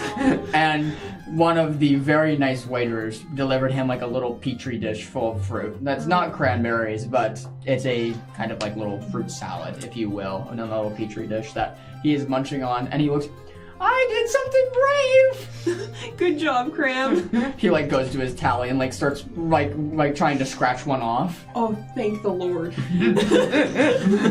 Beckett is very stressed about his I don't understand. I don't understand either. I mean, We'll have to- It's okay. it's his punishment board. Don't Yeah. worry, I still have the nasty food. Yeah. Ivy will sit down and she'll have like a glass of water. Do they have lemons? Yeah. She'll have a lemon on the side to make absolutely. it fancy, but that's Yeah. all she'll drink. She'll look over to you specifically and be like, I can't thank you enough for all the help that you've done on this journey. You are most welcome. When I get back to the kingdom, I'll put a good word in for you and Sir. Thank you very much. Thank you. We do enjoy business with the kingdom. We do a lot as it is, and yes, that is most appreciated. I doubted you a little bit, but now you have my loyalty. So if you ever need anything, send a dove. Thank you, my friend. Thank you very much. I'll quickly ask if I think I'm nearby. Mhm. Are you from Ironsoul? Yes. That's interesting. Yeah, cool. I just was wondering. That's were you born there? Lived there? Yes. You can say that. Cool. Okay. Are you from the Northlands? I lived there once. Yeah. Sound like a nomad. Yeah. Sure. Yeah, I lived in a small town in the Northlands. What town? You would know of it. It was really isolated. Why don't you try us? We've been around. Not up there. It was called Border Guard. Name rings a bell. Not been there, Yeah, but I it's definitely would have heard of it. heard it. Yeah, it's remote as remote could be. It's on. Do you know how the Northlands is two continents or two subcontinents? It's on the northern continent on the far east side, near Blasted Crags. Would I have heard of it with all my travel? Yeah, you've heard of it. But it's not there anymore. So History check. Yeah, go for it. Knowledge. Knowledge. Sure. You can assist. Okay. Yeah. Yeah, assist. Just the 2. Look at that! To credit? No, I came I'm close. so proud of you. It's 21. Wow. Yay! That is 20. Wow. Did it? I'm actually going to defer this to you. If you're okay with this. She rolled Yeah. very high on her history. yeah. So what? Yeah. First high roll. So good job. So Border Guard was a village, a small village established out sort of in the middle of nowhere, as a sort of defense against natural predators or invaders for Ironsoul and other big cities. And then around how long ago was it? How long ago was it? How old are you? Like 25. So 15? Yeah, I would say 15. So about 15 years ago, it was ravaged, completely destroyed by ice raptors, and there's no one living there anymore. You mentioned ice raptors. Anything else? That Just that there was like a big pack of them living nearby, and they came and wiped out the village. I guess they were like the village was sort of there to. They were supposed to keep the numbers down, but they didn't do it too well. I guess. there was no other outside party. It was just simply ice raptors. Yeah, that I know of. I haven't gone into that much, so yeah. From what was reported, it was ice raptors that destroyed the village. Interesting. Sorry to hear that. Yeah, Thanks. I was young, so. She's gonna like put that distant look on and clear her throat. Well, I'm going to go up to my room now. So if you need me, I'm across the hall from you. I'm Cram. Alright, sounds good. Just as soon as I've finished my meal, I intend to go up and work on healing. I think the two of us are quite beat up, and if you require any assistance, I can help. Beat up. Well, yes, we've both been shot, you see. we have bullets in our chests. We're not doing, we don't all have shields. Yeah, bullets. I also have extensive burns. Oh, that's right. I forgot about that. I don't know. I got hit by a tree at 40 miles an hour. So, Oh man, you guys have been through it. like, I know you got like probably like stabbed a little bit or something, but like some of us are hurting. Sort of fell off a cliff onto a vulture. So like the claws are like, or the talons sort of just like, you know, it. I really need some ibuprofen. I don't really get wounds, so. Oh, that's so nice. Yeah, thank you for sharing that. Yeah, good for you. Yeah. Oh, yeah. That's totally not going to make me jealous at any point. I would heal you guys, but I don't think that Could I do an insight check into that? Yeah, absolutely. Yeah, you absolutely can. Okay. And you guys did it like 10 times to her. You definitely get to try it once. No, I'm glad. That was a very good question. Wait, can I remember that? No. I've not been taking what was enough your notes instinct? this second. Instinct. I got like a There's a few. lot of time. It's like, okay, so it's like a. It's a. Yeah, just 8 with fear. Ivy's a hard one to read. She seems like she will give things out willingly, yet keeps her cards close to her chest. It seems this personal conversation that she's having between friends seems honest, but there's a lot buried beneath the surface of it. Beckett, what do you say we go do a little bit of healing? Yes, that sounds good with me. Yeah. Yeah, I'll do the same. I'll retire to my room and heal or something. Sure, absolutely. You all vacate. You can all begin to take your long rest actions. But before that, I would just love to know, are you letting it dissolve or are you letting her take it out? The bullet.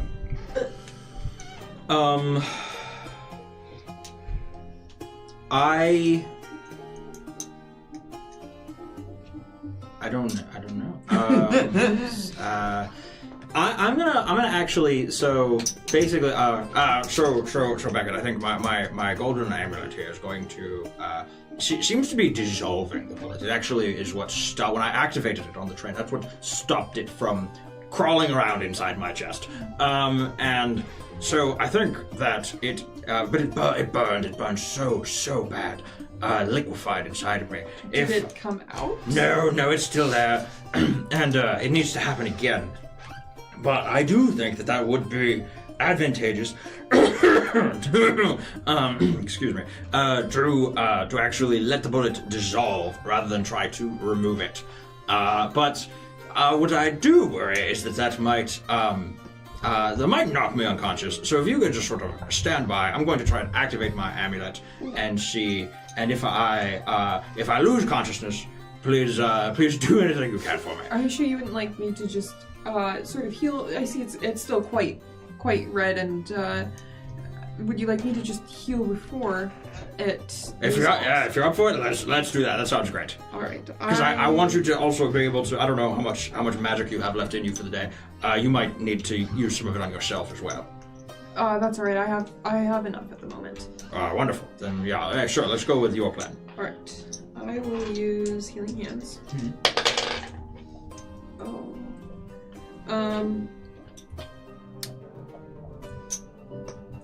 That is. Okay, yeah. That's only an 11, but it is with hope. Oh wait, no, I already have an exit. Well, you get 1 hit point back. Okay. Do you need more than that? I think I'll try. I'm gonna try. As you see Rodney sort of stand up a little bit straighter. Say, that's absolutely splendid. I'm gonna try and speak these magic words into my amulet again and see what happens. Absolutely. As you speak the words into your amulet, it comes to life once more as you feel the dissolving process begin to start. You feel the burn as you grit your teeth and the bullet slowly dissolves. Do you have teeth? No, I didn't think so. Okay. Do I get to pick the magic words Yeah. to the amulet? Yeah. Abracadabra. Abracadabra. As you are saying that phrase over and over and over again, the bullet is slowly melting. It deals 13 points of damage. However, there's a time where it feels like it slowly cuts off. And the wound that's left kind of near your shoulder, you can see it, instead of blood beginning to pour out, like this copper fusion of what looks to be a mix of blood and copper. As you kind of look down into your shoulder and feel it like healing little by little, a little copper circle will always be there, right on your shoulder. Okay. As it's healed over, you're now like right there. It's just like a little part of metal. Feels like a little coin, a penny, if you will. Yeah, that's so cool. Right, yeah, I got to get some tattoos. This is fantastic. That was really cool looking. Yeah, I love it. Yeah. All right. It's battle scars. Yeah, very cool. And yeah, okay, cool. And with that, you see, Rodney really looks like he has the wind taken out of him, and you saw that. That definitely didn't feel good that happened. And he is just gonna say, all right, well, do you need any help before I pass out and fall asleep? I don't know if there's anything you can assist me with.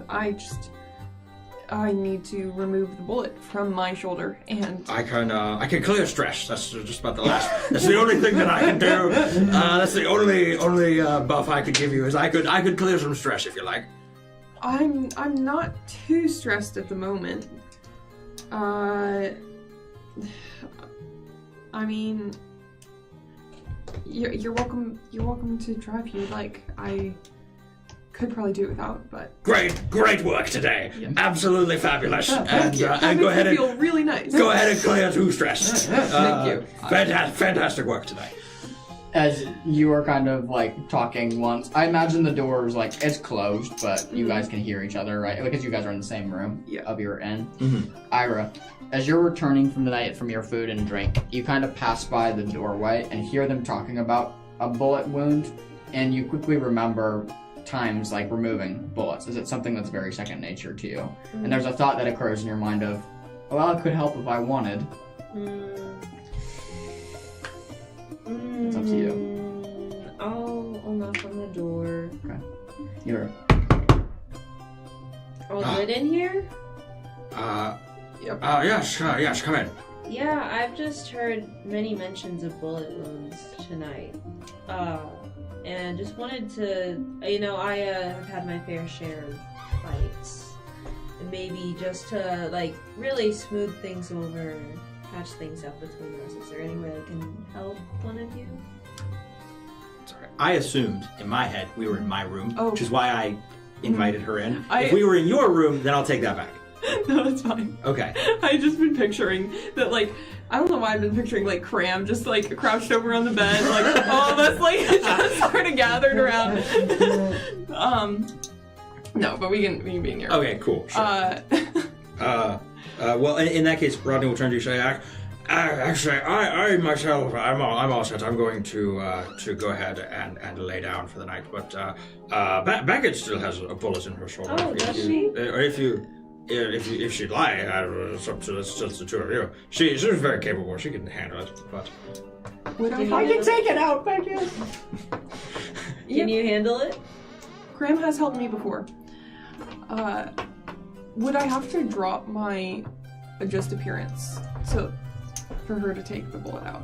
That's an amazing question. ooh, did I have to drop mine?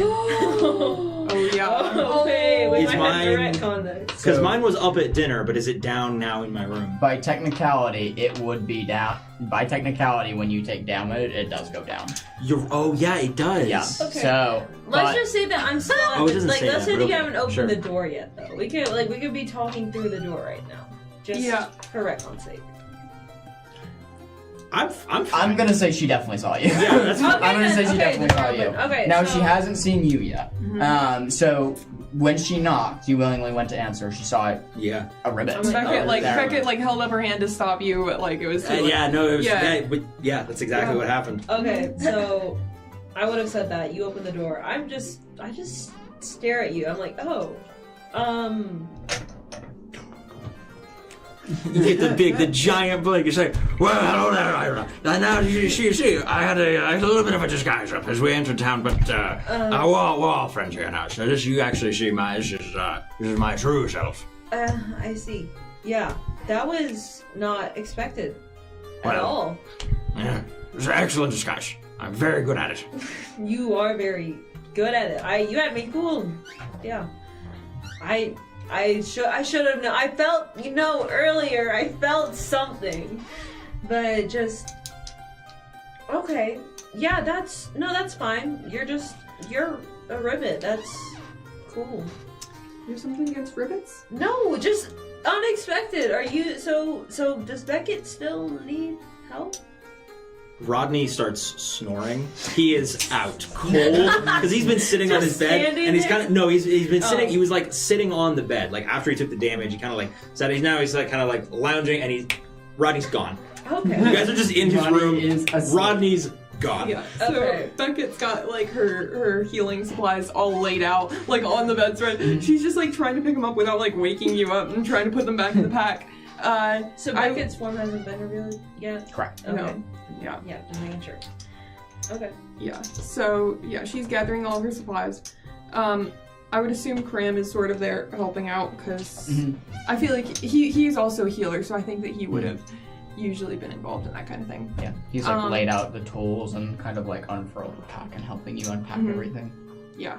Well, when we get out of the room, sleeping in peace, Beckett will turn to you and just be like, I mean, I appreciate the offer, but like,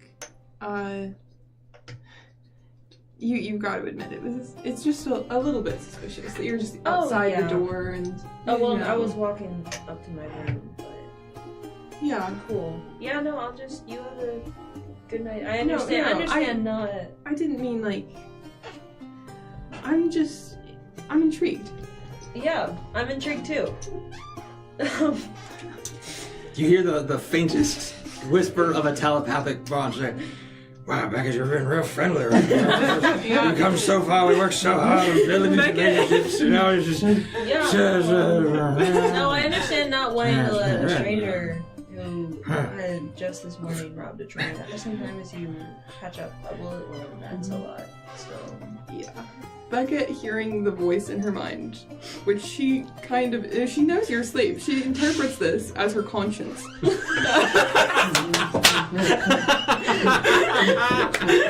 She thinks that the telepathic link has been broken. Okay. She kind of just like, man, my thing I'm is sorry. still up too. You're just connecting to everyone. What can I say? I'm a popular guy. Yeah, she'll turn to you. Sorry. I've been trying to work on this. I'm sorry. You don't deserve you don't deserve for me to be as harsh with you as I have been. It's just hard to trust people. And I feel that that's something you can likely relate to. Yeah. You should probably know, just for honesty's sake, this is not my true appearance either. I see. Okay. I mean, you did just rob a train. I assume that must have... Yes, it had everything to do with robbing the train and showing up in a large populated city that was expecting said train. Oh yeah, that. Yeah, so Yes, where the train was going. Yeah, no. So that makes sense. I totally understand. Thanks for not scaring me. Yeah. With that. With that said, I don't know if I can accept your help removing a bullet lodged in my shoulder just yet. But I appreciate the offer, and I assume it was meant with best intentions. Yeah, I was kind of rough towards Rodney earlier, though I think the situation led to heightened emotions. We've discussed that. So. It's alright. He seems to have a pretty thick skin. We're already appears to have forgiven everything. You guys both hear distantly, like almost like from a faraway dream. I'm proud of both of you. baby steps. I'm so proud of you both. Becca's like looking at I shiver. Beckett is wondering if like she's still for some reason not making the connection that it's Rodney. And she's wondering if she's hearing a higher being for the first time. Are you okay? You look sort of enlightened. Porque no las both. I'm sorry. I think I'm way too tired at the moment. Well, we can speak in the morning. Yeah. Good luck with your bullet. Thanks. Sorry. Yeah. I hope you rest well. You as well. Thank you. And then I'll head to my room. Yeah. As you're heading to your room, I'm going to spend 2 fear. Oh, what? As That's uncool, dude. as you're headed to your room, at the end of the hallway, have you closed the door? Have you closed the door to your room? Well, I closed the door to Rodney's room. I was gonna go to my room. Okay. So you following So her like out? when I go in, do I close the door? Are you following her out? 'Cause she was in the hallway talking to you, and then Well, you we said... went out to talk. Oh, okay. Because Rodney went to sleep. Mhm. I gathered my stuff. We went in the hallway and we were like talking. Got it. Okay, sounds good. So, as you are both then approaching kind of one of the stairwells to ascend or descend into the inn and kind of find your rooms, a rough-looking individual, kind of black, spiky hair, looks to be human. He has these long black sideburns that go like way too long. He has like kind of like a very curled, disdain black mustache. He looks to you. You recognize this person. This is someone who works with your organization. As he looks to you, clasps his hands. It's so good to see you have returned. As you kind of stop dead in your tracks. Oh, do we have a new recruit? No, I'm afraid it's not that. Just connections. Wanna speak? Wanna speak outside? Up on the roof? Yes, I guess I would be most amenable to that. Yeah, have a good night, Which gives like a too wide of a grin towards you. As you can see, there's a gold-plated tooth kind of in his grin. Can Becca insight check this man? Yeah, go for it. Well, I mean, what are we insighting? I kind of wanna... Intentions,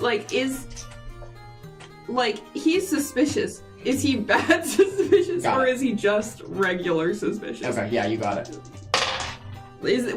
Is this like the kind of person she would have found in her backstory? Yes, I know exactly what you're talking about. Yes. Oh man. That is...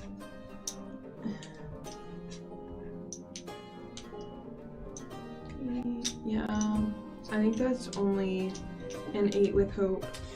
I will say, with your backstory, this is somebody who would definitely be at the den. Other than that, it's kind of hard to tell what his intentions truly are, but the one thing that is clear is Ira and him know each other. Yeah, no, my posture probably gets more rigid. My face gets a bit colder, more stern. I'll say okay, good night, Beckett? ? Good night. See you in the morning, and I will bring him out, take him wherever. You can call me Calico Jack. As he gives a humble bow, kind of gives you a humble bow towards you. You don't have to worry about that. You do notice he's heterochromia. He has one eye that's green and one eye that's blue. Pleased to make your acquaintance. You need any? Yeah, no, it's fine. I know him. I wasn't expecting to see him tonight. But no, yeah, everything's fine. Don't worry. Alright. Yeah. I mean, Beckett will just kind of go around, like, keep walking till she's out of sight, and then sort of pause with Cram. Sure. I don't know if you want to continue your scene or not. When you say I pause with Cram, are you trying to listen in on their scene? Are you trying to listen to their conversations? Well, I thought they were going to the roof. They're headed there, but you Yeah. can catch glimpses as they're walking. Yeah, Beckett will probably pause just out of sight. See if she can hear anything, but not following at the moment, just kind of intrigued. Sure, absolutely. So you'll catch probably the first quarter of this conversation. Okay. As you and him begin to walk for the roof. So, was it successful? Yes. Am I supposed to hand it off to him? Yes, probably. I'll nod. Yeah, it went off pretty much without a hitch. You know, a stab one. That was it. I'll pull it out of my pocket, hold it up, and show him. He looks at it, takes it with his kind of huge hand and observes it.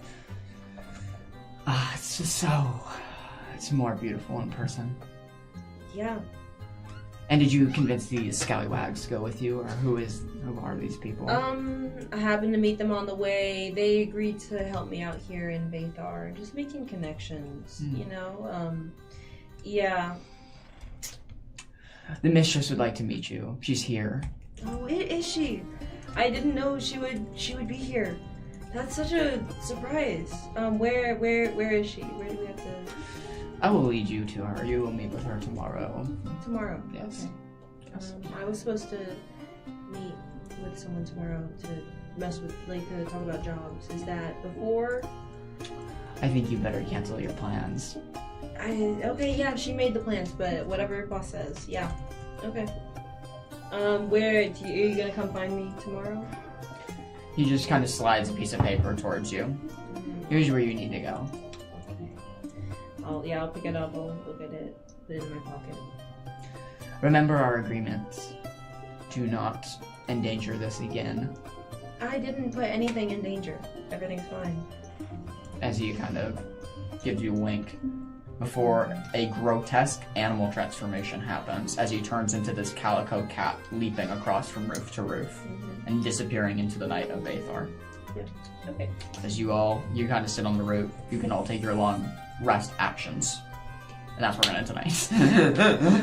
That's it. Alright guys. Was I able to remove the bullet?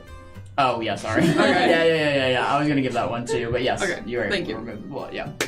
Alright guys, we'll see you in 2 weeks for session 6 or 7? 7. Seven. Thank you guys so much for having me. Yeah! Fun. Yeah. You need to come back. Yeah. We need more Thank you for sometime. having me. I thought Now I have was supposed to- be It was really here. fun. Yeah, Thank you. I